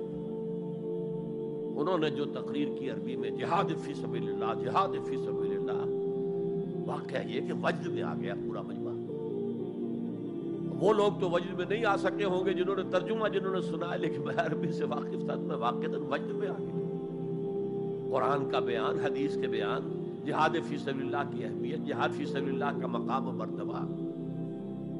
اچھا جو بھی ہو سکا، پیسے ہم نے جمع کیے، کمیٹی بنائی، تھیلی پیش کی. Now prepare for the shock. جب یہ جہاد کامیاب ہوا تو ایک سوشلسٹ ریاست قائم ہو گئی. How come؟ اگر یہ جہاد فی سبیل اللہ تھا تو اسلامی ریاست قائم ہونی چاہیے تھی. اگر درخت آم کا تھا تو اس میں نمولی کیسے لگ گئی؟ معلوم ہوا کہ ہم نے غلطی کی تھی. ہم نے اسے جہاد حریت کی بجائے جہاد فی سبیل اللہ کہہ دیا. بھئی جہاد حریت جائز ہے اور اس کے لیے جان دینا بھی شہادت ہے، لیکن آپ نے اس کو جہاد فی سبیل اللہ کیسے کہہ دیا؟ چنانچہ یہ نوٹ کر لیجئے کہ میں نے جب افغانستان میں روسی فوجیں داخل ہو گئیں تو جو وہاں پر ایک سٹرگل شروع ہوئی ہے، ریزسٹنس شروع ہوئی ہے، میں نے اسے کبھی جہاد فی سبیل اللہ نہیں مانا. جہاد فی سبیل اللہ کا نعرہ لگوا کر امریکہ نے فائدہ اٹھایا، مرے افغان، اور کام بن گیا اس کا آرک رائیول جو ہے وہ ختم ہو گیا. اور نتیجہ پوری دنیا بھگت رہی ہے کہ بائی پولر کی بجائے یونی پولر دنیا ہو گئی. اور وہ جو ایک پول ہے جتنا طاقت کے نشے میں اس وقت چور چور ہے، وہ آپ کو معلوم ہے، مجھے تفصیل میں جانے کی ضرورت نہیں. میں نے کہا تھا جہاد حریت ہے، جائز ہے، to defend your country against an invader, لیکن اسے جہاد فی سبیل اللہ نہ کہیں. اچھا اس سے آگے آئیے. اب ہیومن لیول پر اس سے اوپر کا ان کی سطح ہے، نظریے اور نظام کے لیے جہاد. ایک نظریہ تھا مارکسزم، اس کی بنا پر نظام جو بنا وہ communism. Who really believed in Marxism and communism, he struggled to establish a communist state. یہ جہاد ہے فی سبیل الاشتراکیہ، اشتراکیت کی راہ میں جہاد کر رہے ہیں، جانے دے رہے ہیں، مر رہے ہیں. زار کی فوجیں جو ہیں وہ شوٹ کر رہی ہیں کھڑے ہو کر کے قطاروں کے اندر جانے دے رہے ہیں. اس کے بغیر تو ظاہر بات ہے شہنشاہیت، زار کی شہنشاہیت کہیں جگہ چھوڑ سکتی تھی، کہیں اپنی جڑ چھوڑ سکتی تھی. تو یہ جو جہاد ہے یہ ہے ایک نظریے کی بنیاد پر، اس نظریے پر ایک نظام قائم ہوتا. جس نظریے میں وہ بلیو کرتے ہیں کہ یہی حق ہے، یہی انسان کے لیے بہتر ہے، اسی میں عدل ہے، اسی میں انصاف ہے، اس کو قائم کرنے کی جد و جہد کرنا ان پر فرض. نہیں کرتے تو آپ کہیں گے ایسے ہی جھوٹ موٹ کو بنا پھرتا ہے کمیونسٹ، اس کی تو ساری دوستیاں، اس کے سارے تعلقات جو ہیں وہ تو کیپیٹلسٹ کے ساتھ ہیں، تو ان کے تنخواہیں لیتا. آپ کہتے ہیں کہ نہیں کہتے؟ یہ ہے جہاد. اگر وہ نظریہ ایمان ہے اور نظام اسلام ہے، اس کے لیے جو جہاد ہوگا وہ جہاد فی سبیل اللہ ہے.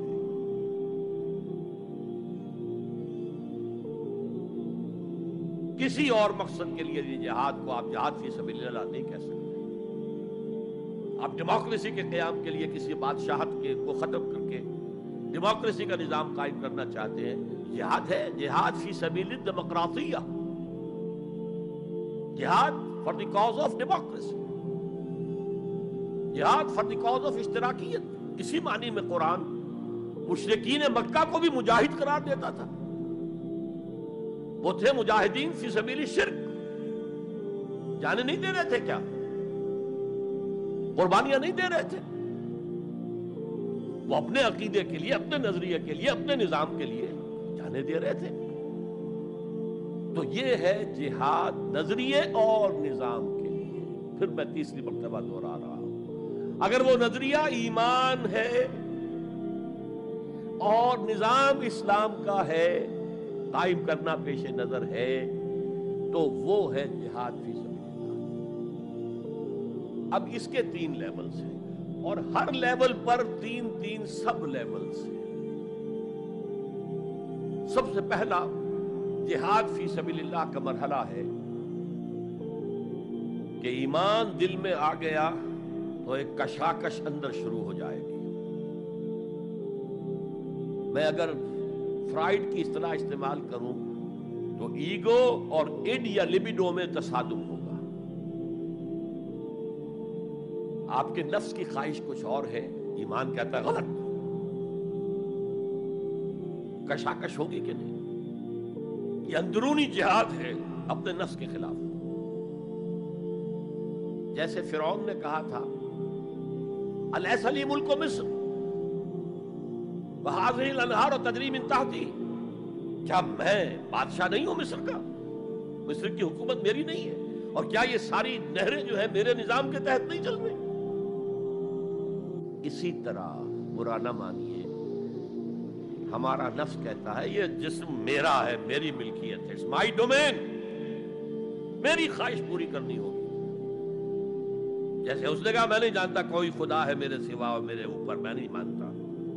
نفس بھی کہتا میں نہیں ماننے کو تیار، کیا حلال ہے کیا حرام ہے، کیا جائز ہے کیا ناجائز، میری خواہش پوری کرو.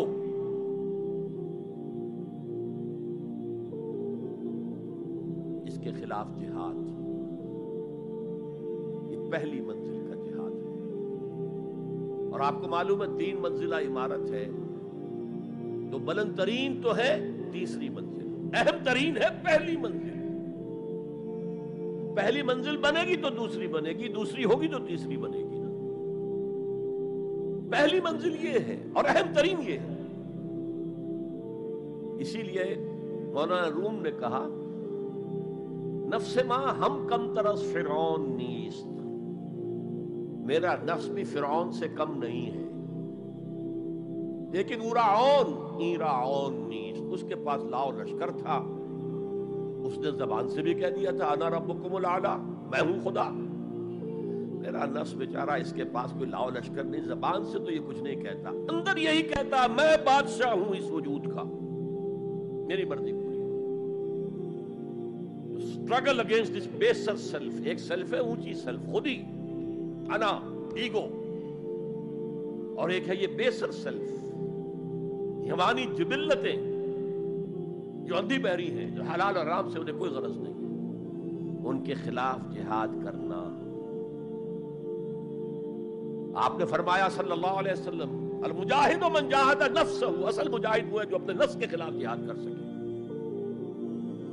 تمہارے اندر یہ دشمن تو بیٹھا ہوا ہے، تکڑا ہے، تمہیں کنٹرول کر رہا، چلے وہ باہر کے دشمنوں سے جہاد کرنے کے لیے۔ تم نے ٹانگے کو گھوڑے کے آگے باندھ دیا۔ اور ایک دفعہ حضور سے پوچھا گیا، ای الجہاد افضل یا رسول اللہ، اے اللہ کے رسول سب سے افضل جہاد کون سا ہے؟ فرمایا ان تجاہد نفسک فی طاعت اللہ، اپنے نفس کے خلاف جہاد کرو، اسے اللہ کا مطیع کرو۔ یہ جو اندر کی کشمکش ہے، کشاکش ہے، یہ جہاد فی سبیل اللہ کا نقطہ آغاز، اللہ کا مطیع بنانا ہے نفس کو۔ اس کے ساتھ دو سب لیول اور ہیں۔ اس نفس کو بھڑکانے والی ایک قوت ہے انویزیبل، اور ویزیبل بھی ہے۔ انویزیبل قوت سب سے بڑی ابلیس، شیطان، لعین، اور اس کے چیلے چاٹے جنات میں سے، اور ویزیبل میں انسانوں میں جو اس کے ایجنٹ ہیں، جو فحاشی کو کلچر کا نام دے، یہ اس ابلیس کے چیلے ہیں۔ ان کے خلاف جہاد نہیں کریں گے آپ، اگر آپ ان کے خلاف ایگریسو ایٹیٹیوڈ اختیار نہیں کریں گے تو آپ ان کے دباؤ میں آ جائیں گے۔ ان الشیطان لکم عدو فاتخذوہ عدوا، اے لوگوں یہ شیطان تمہارا دشمن ہے، اس کو اپنا دشمن سمجھو۔ وہ تمہیں سبز باغ دکھاتا ہے، بدی کو مزین کر کے دکھاتا ہے، اچھے اچھے نام اس کے رکھ دیتا ہے، اور تمہیں آمادہ کرتا ہے بدی کے ارتکاب پر۔ نہیں، وہ تمہارا دشمن ہے۔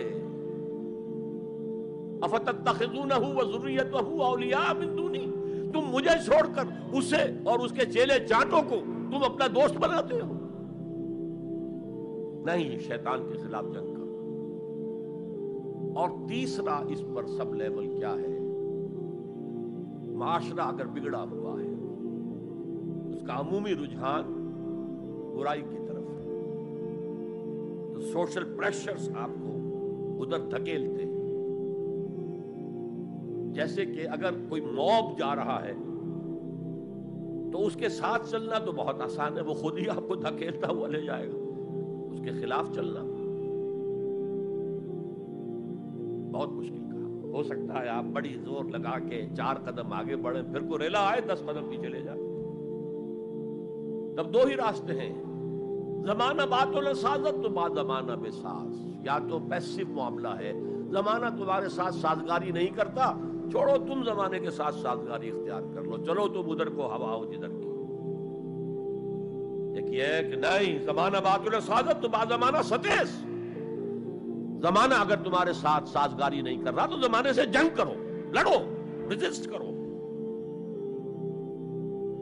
تو 3 جہاد ہو گئے فرسٹ لیول کے، 3 سب لیولز۔ نفس امارہ، اڈ، لیبیڈو، نفس حیوانی کے خلاف جہاد، اس کو بھڑکانے والے، وسوسہ اندازی کرنے والے، اس میں پھوکے مارنے والے، شیطان اور اس کی ذریت مانوی اور ذریت نسلی، جنات اور انسانوں میں جو اس کے ایجنٹ ہیں، ان کے خلاف جہاد، معاشرے کے خلاف ایک سٹرگل۔ اب یہ 3 جہاد آپ نے کر لیے، اللہ توفیق دے ہم میں سے ہر ایک کو۔ تو اب یہ جہاد آپ کے جسم سے باہر نکلے گا، خارج میں آئے گا۔ دوسری منزل ہے نظریاتی تصادم۔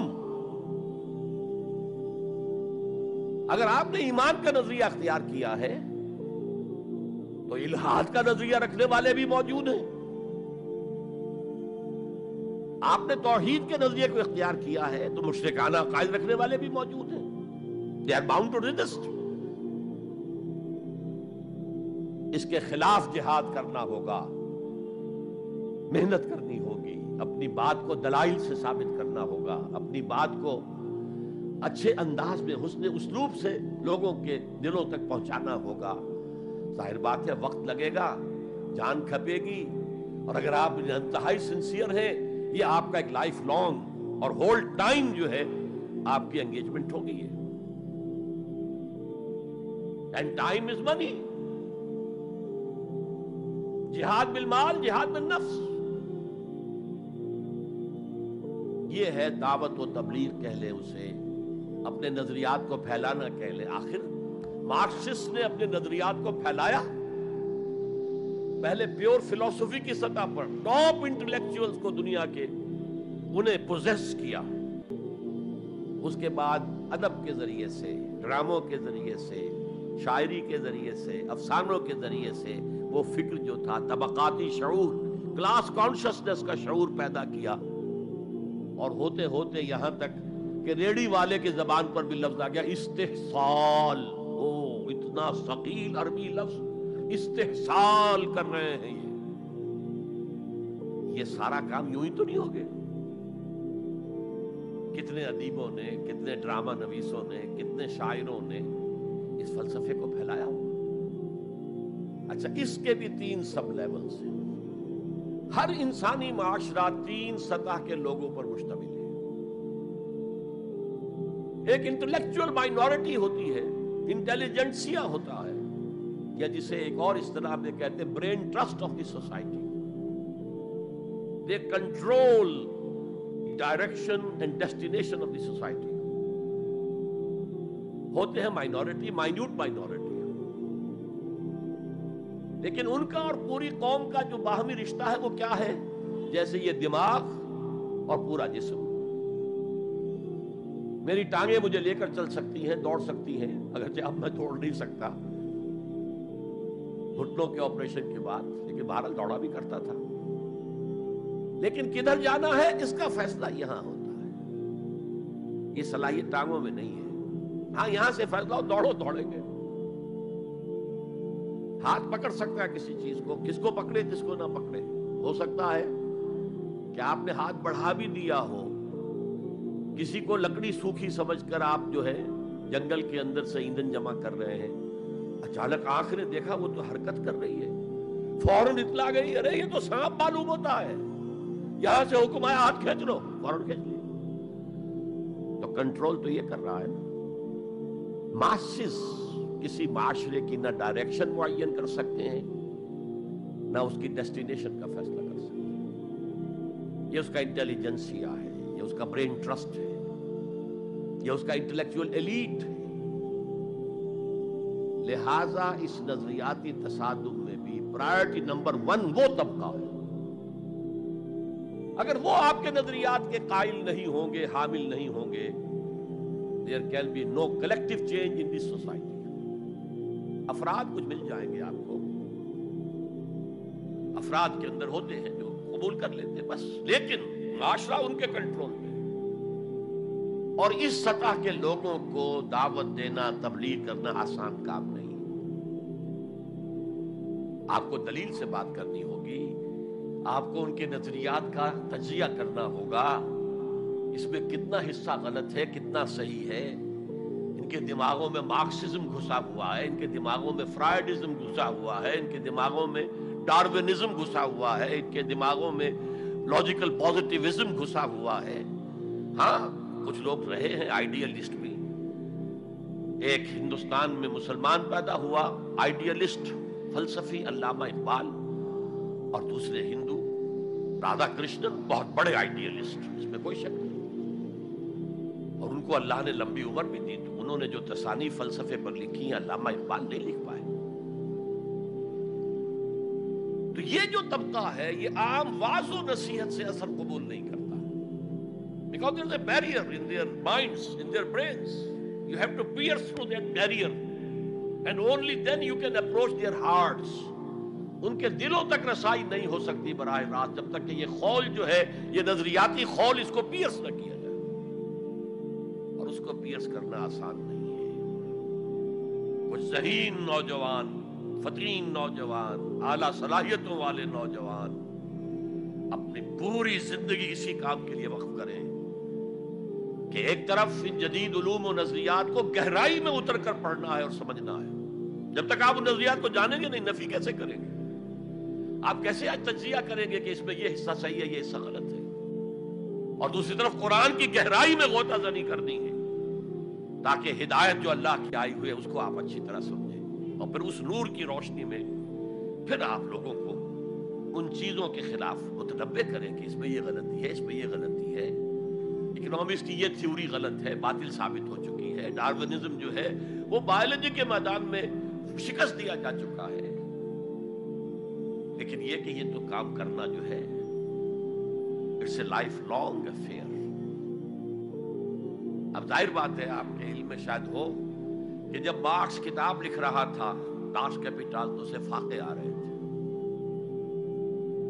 اسے کچھ سپورٹ کرتا تھا اینجلز، لیکن یہ کہ کچھ عرصہ ایسے بھی ہوا ہے کہ وہ بھی سپورٹ نہیں کر سکتا، لیکن پھر اس کی کتاب نے دنیا کو پوزیس کیا ہے، اس کے فلسفے نے لوگوں کو اپنی گرفت میں لیا ہے، تبھی تو پھر انقلاب برپا ہوا۔ اسی طریقے سے جب تک کہ کچھ نوجوان اسے اپنا پوری زندگی کا کیریئر نہیں بنائیں گے، اس کا کوئی امکان نہیں ہے کہ اس طبقے میں آپ کوئی ٹینٹ بھی ڈال سکے۔ اور اگر یہ نہیں ہوگا تو society as a whole, the state as a whole will never accept any change. اس سے نیچے آئیے، عوام الناس، ان کے دماغ کلین سلیٹ کی طرح ہے، اس میں نہ کوئی خناس ڈارونزم کا بھرا ہوا ہے، نہ فرائیڈزم کا ہے، نہ مارکسزم کا ہے، کچھ بھی نہیں، کلین سلیٹ ہے۔ اس کو واعظ و نصیحت کے ذریعے سے ایسی بات جو از دل خیزت بر دل ریزت، دل سے اٹھے دل پہ اتر جائے، سادہ ترین زبان میں بھی بات کروں وہ قبول کریں گے، بس صرف اس کی ایک شرط ہے، آپ کا عمل بھی گواہی دے رہا ہو کہ آپ واقعی جو کہہ رہے ہیں اس پر خود بھی عمل کر رہا ہے۔ یہ اگر پہلی منزل آپ سر کر آئے ہیں تب تو ٹھیک ہے، اگر پہلی منزل آپ نے سر نہیں کی اور آپ شروع ہو گئے مبلغ کی حیثیت سے، تو ایسا مبلغ جو ہے وہ اسلام کو بدنام کرے گا۔ وَمَنْ أَحْسَنُ قَوْلًا مِّمَّنْ دَعَا إِلَى اللَّهِ وَعَمِلَ صَالِحًا وَقَالَ إِنَّهُ مِنَ الْمُسْلِمِينَ۔ اس شخص سے بہتر بات اور کس کی ہوگی جو اللہ کی طرف بلائے اور عمل نیک کرے اور کہے کہ میں بھی مسلمانوں میں سے ہوں، میں بھی کوئی بڑا اونچا آدمی نہیں ہوں، کوئی بہت اعلیٰ تم سے برتر نہیں ہوں، کہ خاص لیول پر جب انسان دینی اعتبار سے پہنچ جاتا ہے تو سب سے بڑا فتنہ جو لاحق اسے ہو سکتا ہے وہ تکبر کا ہے، دوسروں کو بنظر استحقار دیکھنا۔ اگر یہ نہیں ہے سنسیریٹی کے ساتھ اپنے مخاطب کی خیر خواہی اس کے ساتھ آپ بات کر رہے ہیں تو یہ ہے موعظہ حسنہ۔ یہ میں جو کچھ بیان کر رہا ہوں یہ سورہ نحل کی آیت، ادعو الی سبیل ربک بالحکمہ، یہ ٹاپ لیول کے اوپر حکمت سے، دانشمندی سے، اور حکمت کسے کہتے ہیں؟ عقل کا سفر فطرت کی رہنمائی میں، اس کا نتیجہ حکمت ہے۔ عقل خالص کا نتیجہ فلسفہ ہے، فلسفے کی منزل سکیپٹسزم ہے یا ایگنوسٹسزم ہے، لا ادریت ہے یا ارتیابیت ہے، ثم لم یرتابوا آج ہم نے پڑھا ہے، وہی ارتیابیت ہے۔ تھرڈ لیول ہے کہ ہر معاشرے کے اندر کچھ جنہیں ہم سمجھیں گے کہ گمراہ کن طبقات ہیں، گمراہ کرنے والے، ان کی تبلیغی سول سروس موجود ہوتی ہے، انہیں تنخواہیں ملتی ہیں اسی کی کہ وہ آپ کے نظریے کی نفی کریں اور اپنا نظریہ، اپنا عقیدہ پھیلائیں۔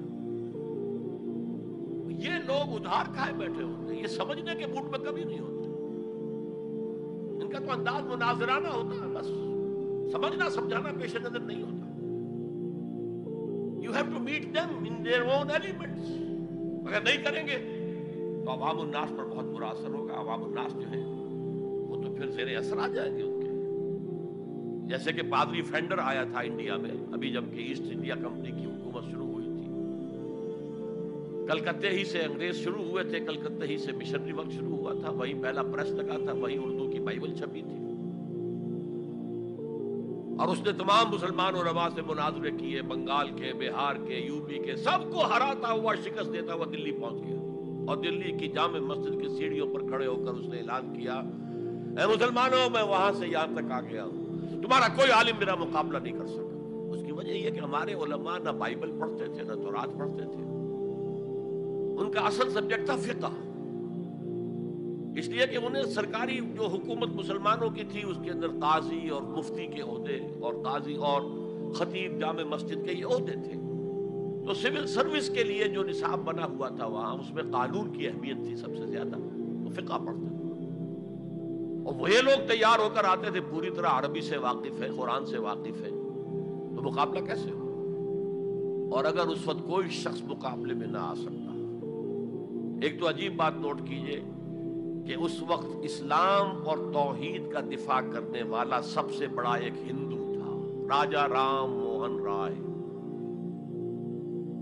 آئینہ تثلیث اس نے کتاب لکھی ہے جس میں کہ ٹرینٹی جو عیسائیت کی بنیاد ہے اس کی نفی کی اور توحید کا اس بات لکھا ہے۔ بہرحال پادری فینڈر کے مقابلے میں کوئی اگر نہ آتا تو کیا اثر ہوتا علماء پر؟ ویسے ہمیں انگریزوں نے فتح کر لیا، ہمارے مذہب کو عیسائیوں نے فتح کر لیا، لیکن اللہ کا فضل ہوا، کرم ہوا، ضلع مظفر نگر کا ایک قصبہ کیرانہ ہے، مولانا رحمت اللہ کیرانوی رحمت اللہ علیہ وہ میدان میں آئے، انہوں نے شکست فاش دی، فینڈر کو بھاگ گیا ہندوستان سے۔ تو یہ جدال اس کو قرآن کہتا ہے، مناظرہ نہیں، عام لفظ استعمال ہوتا ہے مناظرہ، قرآن کہتا ہے مجادلہ، لیکن اس کے لیے بھی کیا کہتا ہے؟ جدال بھی کرو تو خوبصورت طریقے سے، گالم گلوچ نہ کرو، لوگوں کی توہین نہ کرو، ان کے جھوٹے معبود ہیں تو انہیں گالیاں مت دو، شریفانہ انداز میں بات کرو۔ یہ تین لیولز دعوت میں، ظاہر بات ہے کہ اس طرح کے مناظرے کے لیے بھی اسپیشل ٹریننگ کی ضرورت ہوتی ہے۔ اگر آپ ان مذاہب کی گہرائی میں نہیں اترے ہوئے، ان کی تاریخ کی جو ہے پورا پس منظر آپ کو معلوم نہیں، ان کے اسکرپچرز کو آپ نے نہیں پڑھا ہے، تو آپ کیسے کریں گے مناظرہ؟ تو یہ تین سب لیولز ہیں دعوت و تبلیغ کے، جہاد کے، جس میں جان بھی لگتی ہے، مال بھی لگتا ہے۔ ایک ادعو الی سبیل ربک بالحکمہ for the elite, intellectual elite, والموعظۃ الحسنہ فار دی کامن ماسز، وجادلہم باللتی احسن، اور جدال اور مجادلہ کرو ان کے ساتھ، لیکن بہت عمدہ طریقے سے، خوش اسلوبی سے، اس میں تہذیب ہونی چاہیے، شائستگی ہونی چاہیے، اگر وہ کہیں اس سے نیچے گر رہے تو مت گرنا۔ 2 لیولز اور 6 سب لیول ہو گئے۔ اب آئیے، اس کا چوٹی کا جہاد ہے نظام کو بدلنا۔ مارکسزم کو مانا ہے تو فرض ہے کہ کمیونزم نافذ کرو، یہ سخت ترین مرحلہ ہے، اس لیے کہ ظاہر بات ہے کہ خلا تو کہیں ہے نہیں، کوئی نہ کوئی نظام تو ہے، اور وہ نظام اپنے آپ کو ڈیفینڈ کرتا ہے، وہ سٹیٹس کو وہ چاہتا ہے، اس کے ساتھ جو پریولیج کلاسز ہیں وہ چاہیں گی نظام یہی رہے، اسی کی شاخوں پر تو ہمارے آشیانے بنے ہوئے ہیں، ہمارے گھونسلے ہیں، ہمارے مفادات پر زد پڑ رہی ہے۔ Grid up your lines, resist them. یہ معاملہ ہے جس میں تصادم آتا ہے، نظام تصادم کے بغیر نہیں بدل سکتا۔ دعوت کے ذریعے آپ سلیم الفطرت سلیم العقل لوگوں کو کھینچ لیں گے، لیکن لاتوں کے بھوت باتوں سے نہیں مانتے، جن کے ویسٹڈ انٹرسٹ ہے وہ نہیں چھوڑیں گے۔ ان میں سے بھی ہو سکتا ہے نکل آئے، ابو بکر صدیق انہی میں سے تھے، عثمان غنی انہی میں سے تھے، لیکن نکل آتے، لوگ نکل آتے، لیکن اکثریت ان کی وہ ڈٹ جاتی ہے۔ گرڈ اپ یور لائنز، اپنے مفادات کا تحفظ کرو، بچاؤ اپنے مفادات کو، تو تصادم بیکمز انیویٹیبل، انیویٹیبل، انیویٹیبل۔ اس تصادم کی بھی 3 سٹیجز ہیں، وہی میں نے کہا تھا نا، 3 سب سٹیجز ہر سٹیج پر۔ پہلی یہ ہے جسے پیسو ریزسٹنس کہا جائے گا۔ ظاہر بات ہے کہ کانفلکٹ تو انقلابی لوگوں نے پیدا کیا ہے نا، معاشرہ تو بس رہا تھا، غلام اپنے قسمت پر شاکر و صابر تھے، قربا کہتے تھے ہماری تقدیر ہی یہ ہے، ٹھیک ہے، اسی لیے تو مارکس نے کہا کہ یہ اوپیم آف دی ماسز ہے مذہب. اس نے کانفلکٹ کس نے پیدا کیا؟ جس نے کہا یہ غلط ہے، یہ نظام صحیح نہیں ہے، یہ ریپریسو ہے، یہ ایکسپلائٹیٹو ہے، یہ ڈسکریمنیٹو ہے، اس میں تقسیم دولت کا نظام غلط ہے. ایک طرف ارتکاز دولت ہے، دوسری طرف احتیاج ہے، بھوک ہے، مفلسی ہے، قلاشی ہے. جو یہ کہتے ہیں تو گویا کہ ایک تالاب پرسکون تھا، اس نے پتھر تو آپ نے مارا نا. اب جو لہریں اٹھیں گی تو be prepared to face the music. چنانچہ اور مارو ان کو قتل کرو، ان کو جیلوں میں ٹھونس دو، ان کو یہ کرو، ان کو وہ کرو. اس سارے معاملے میں پہلی سٹیج ہوگی اس نظریاتی اور نظام کے تصادم میں ٹیک آل پرسیکیوشن وداؤٹ اینی ریٹیلیشن. اگر آپ وائلنٹ ہو گئے فرام دی ویری بگننگ تو جو پاور اس وقت ہے موجود، جو نظام ہے اس کو ریپرزینٹ کرنے والی جو حکومت موجود ہے، وہ آپ کو کرش کر کے رکھ دیں گے. You have to buy time. اور اس کے لیے کیا ہے؟ وہ تمہیں مارے تم جواب نہ دو، وہ گالی دے تم انہیں دعائیں دو، وہ پتھر مارے تم پھول پیش کرو. ادفع باللتی ہی احسن، بہترین انداز میں دفاع کرو. اسے کہتے ہیں پیسو ریزسٹنس. حضور کی سیرت میں پورے 12 برس یہ حکم تھا. This was the order of the day. No retaliation whatsoever, no raising of hands even in self defence. اور یہ میں آپ کو بتا چکا ہوں، مہاتما گاندھی نے کہا، سرحدی گاندھی عبد الغفار خان سے، کہ میں نے یہ عدم تشدد جو ہے، تشدد کا جواب تشدد سے نہ دینا، یہ میں نے سیکھا ہے حضرت مسیح سے اور حضرت محمد سے صلی اللہ علیہ وسلم. حضرت مسیح کی زندگی پہلی سٹیج ہی پر تک رہی، آگے کی وہ مہم چلی ہی نہیں، اس لیے کہ آپ کو ریسپانس ملا ہی نہیں. کہتے ہیں کل 72 آدمی ایمان لائے تھے ان پر، اور ان میں سے بھی 12 تھے جو ان کے مخلص ساتھی تھے، حواریین تھے، ہر وقت ساتھ رہتے تھے. اور ان میں سے بھی ایک وہ تھا جس نے غداری کر کے گرفتار کرایا ہے، ان کی اپنی روایت کے مطابق. اس کو چھوڑیے، تفصیل میں نہیں جانے کی ضرورت نہیں. تو بہرحال اس سے اگلی سٹیج کیسے آتی؟ دعوت وہ دیتے رہے، دعوت دیتے رہے، وعظ کہتے رہے، یہ سب کچھ کرتے رہے. سیکنڈ سٹیج تک رہے، تھرڈ سٹیج تک تو جب تک کہ قوت حاصل نہ ہو you can't proceed. If there's no response you can't go forward. لیکن یہ کہ حضور کی زندگی میں اگلی سٹیج آ گئی. ساتھی آئے، انہیں مارے کھانی پڑی، دہکتے ہوئے انگاروں پہ لٹایا گیا، جانوروں کی لاشوں کی طرح ان کی گردن کے اندر رسیاں باندھ کر انہیں گھسیٹا گیا گلیوں کے اندر. سب کچھ ہوا ہے، برداشت کیا. انہیں قتل بھی کیا گیا. حضرت سمیہ، حضرت یاسر پہلے مقتولین ہیں، میاں بیوی رضی اللہ تعالی عنہما. سب کچھ ہوا ہے، برداشت کرو، اسبرو، صبر کرو. اس کا ایک بہت بڑا نتیجہ نکلتا ہے.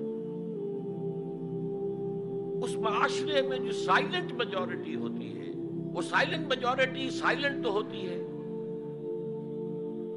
ڈمب تو ہے، ڈیف نہیں ہے، بلائنڈ نہیں ہے. وہ بلال کی چیخیں تو سن رہی ہے نا، وہ دیکھ رہی ہے کس طرح دہکتے ہوئے انگاروں پر خباب بن الارت کو لٹایا گیا. یہ جو سائلنٹ میجورٹی ہوتی ہے، اب یہ سوچتی ہے یہ ان کے اوپر کیوں یہ تشدد آ رہا ہے. کیا بلال نے آقا کی کوئی چوری کر لی تھی؟ کہیں خدا نہ خواستہ خاکم و دہن آقا کی بیٹی کی عزت پر ہاتھ ڈال دیا؟ کیا کیا تھا جو یہ آقا جو ہے امیہ ابن خلف یہ کچھ کر رہا ہے اس کے ساتھ؟ اس کے بعد جب انہیں معلوم ہوتا ہے کوئی جرم نہیں ہے، صرف یہ کہتا ہے اللہ ایک ہے، میں اور اس کے ساتھ کسی کو شریک کرنے کو تیار نہیں، اور محمد اللہ کے رسول ہے، بس جرم ہے تو یہ ہے. اب اس کا کیا اثر پڑتا ہوگا اس سائلنٹ میجورٹی کو، اس کا آپ اندازہ کر لیجیے. ان کی ہمدردیاں اندر ہی اندر ان کے ساتھ ہو رہی ہیں. اگرچہ وہ گئے ہیں اپنے لیڈروں کے دباؤ کی وجہ سے غزوہ بدر میں، مفتوح تو پہلے سے ہو چکے تھے. جو دلوں کو فتح کر لے وہی فاتح زمانہ. بہرحال first stage is passive resistance, صبر محض. سیکنڈ جب ذرا محسوس ہو ہمارے پاس طاقت ہے، we can risk a direct confrontation with the system، تو اس نظام کو کہیں سے چھیڑا جائے دکھتی رنگ۔ دیکھیے گاندھی جی کی موومنٹ میں عرض کر چکا ہوں، پہلے کیا تھا؟ Non violent, naan cooperation. کوئی جرم تو نہیں ہے، ہم نہیں پہنتے تمہارے کپڑے، کیا کوئی قانون ہے؟ لیکن سیکنڈ سٹیج کیا آئی؟ یہ چھیڑنا تھا اس کو۔ نان وائلنٹ سول ڈس اوبیڈینس، ہم پرماتما کے سمندر سے پرماتما کا بنایا ہوا نمک لینے جا رہے ہیں، ہم نے تو کسی کو کچھ نہیں کہا، but it amounted to challenging the taxation policy of British India. اب لاٹھیاں پڑی ہیں، جیلوں میں ٹھوسے گئے ہیں، سب کچھ برداشت کیا ہے، کھڑے رہے ہیں، مضبوط رہے۔ تو یہ سٹیج آتی ہے جب یہ سمجھا جائے کہ ہاں اب طاقت ہے ہمارے پاس، we can risk a direct confrontation with the system۔ اس میں حضور نے کیا کیا تھا؟ مدینے میں جا کر آپ نے 6 مہینے لگائے تھے، 3 کام جن سے کہ اپنی پوزیشن کنسولیڈیٹ کی مدینے میں۔ کنسٹرکشن آف دی ماسک، وہ مرکز بن گیا، وہی حکومت، وہی دار الشورا، وہی تزکیے کی جگہ، وہی نماز کی جگہ، سب کچھ وہی تھا۔ دوسرے، ایک انصاری ایک مہاجر، بھائی بھائی، تاکہ یہ 2 فیکشنز علیحدہ علیحدہ نہ رہے، انٹیگریٹ ہو جائے۔ اور ایک جو 3 قبیلے یہود کے موجود تھے، ان کو جکڑ لیا ایک میثاق میں، معاہدے میں، میثاق Medina, joint defence of Medina, pact for the joint defence of Medina. اگر مدینے میں باہر سے حملہ ہوا تو ہم سب مل کر ایک امت کی حیثیت سے دفاع کریں۔ اس کے بعد آپ نے چھوٹے چھوٹے چھاپا مار دستے بھیجنے شروع کر دیے۔ ان کی جو لائف لائن تھی، میں نے بتایا تھا کہ ان کے کیریوانز کو کوئی ٹوکتا نہیں تھا، روکتا نہیں تھا، لوٹتا نہیں تھا۔ اب تھریٹن کیا محمد نے صلی اللہ علیہ وسلم۔ یہ گویا کہ اکنامک بلاکیڈ آف مکہ تھا۔ اور جب بھی یہاں کہیں گئے آپ، وہاں کے لوکل قبیلے سے آپ نے صلح کر لی، معاہدہ کر لیا۔ یا تو پہلے قریش کے حلیف تھے، اب حضور کے حلیف ہو گئے، یا انہوں نے کہا کہ صاحب ہم نہ آپ کے ساتھ نہ ان کے ساتھ، نیوٹرل رہیں گے، نہ آپ کے خلاف ان کی مدد کریں گے، نہ ان کے خلاف آپ کی مدد کریں گے۔ ان دونوں کا نتیجہ یہ ہوا کہ zone of political influence of Quraish started diminishing. یہ 2 ریزنز تھیں کہ پھر پوری طاقت کے ساتھ قریش نے ریٹیلیٹ کیا ہے۔ اور پھر لاسٹ معاملہ شروع ہوا ہے، تیسری منزل۔ اس تیسری منزل کی تیسرا سب لیول، اس کا نام ہے قتال فی سبیل اللہ۔ اب جنگ شروع، a 6 years long war۔ یہ جو بدر ہے، احد ہے، احزاب ہے، بنی المصطلق ہے، بے شمار غزوات، چھوٹے چھوٹے، بڑے بڑوں کے نام ہمیں یاد ہیں صرف۔ It was a continuous war with battles۔ Badr battle ہے، جنگ نہیں ہے، جنگ تو مسلسل ہے۔ بہرحال اس کا نتیجہ یہ قتال فی سبیل اللہ کی منزل آئی ہے۔ چونکہ یہ ساری 8 منزلیں طے کر کے یہاں پہنچے تھے، لہذا کامیابی ہوئی۔ اگر ایسے ہی اچھل کر نویں منزل پر پہنچ جاتے تو نیچے گر کر ختم ہوتے۔ یہ ہے قتال فی سبیل اللہ، اللہ کی راہ میں قتال۔ بہرحال آج کے انقلاب اسلامی کے لیے پہلے 5 سٹیپ جو کہ دور رہیں گے۔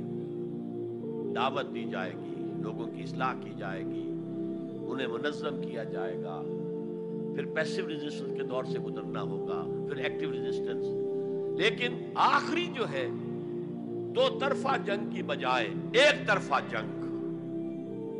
آپ یہ نہ سمجھیے گا میں ہندوستان میں تقریر کر رہا ہوں تو میں گاندھی جی کی تعریف کر رہا ہوں، میری تقریریں کیسٹ پہلے سے موجود ہیں، میں نے ہمیشہ نام لیا ہے کہ آج کے دور میں اس انقلابی عمل کی آخری سٹیج کیا ہوگی۔ اس کے ضمن میں مہاتما گاندھی کا پروسیس درست ہے، نان وائلنٹ، نان کوآپریشن، ترک موالات، نان وائلنٹ، سول ڈس اوبیڈینس۔ لیکن یہ سٹیجز کب آئیں؟ جب گاندھی لیڈر بن چکے تھے۔ ان کا یہ کہہ دینا کافی تھا کہ بدیشی کپڑا ہم نہیں پہنیں گے اور ہم اپنا چرخہ چلائیں گے، پورے ہندوستان میں چرخے چلنے شروع ہو گئے، لیڈر تو پہلے کوئی ہونا۔ تو یہ اجتہاد جو ہے اس کو آج ہمیں قبول کرنا ہوگا۔ ہمارے لوگ کچھ دوسرے راستوں پر چلے ہیں جس کی وجہ سے دنیا کو موقع ملا ہے کہ وہ جہاد کے لفظ کو خوب اچھالیں اور بدنام کریں، حالانکہ جہاد کا یہ پروسیس سامنے ہو تو کسی سلیم الفطرت انسان، کسی سلیم العقل انسان کو اس پر اعتراض کا کوئی بھی حق حاصل نہیں ہوگا۔ بارک اللہ لی ولکم فی القرآن العظیم ونفعنی وإیاکم بالآیات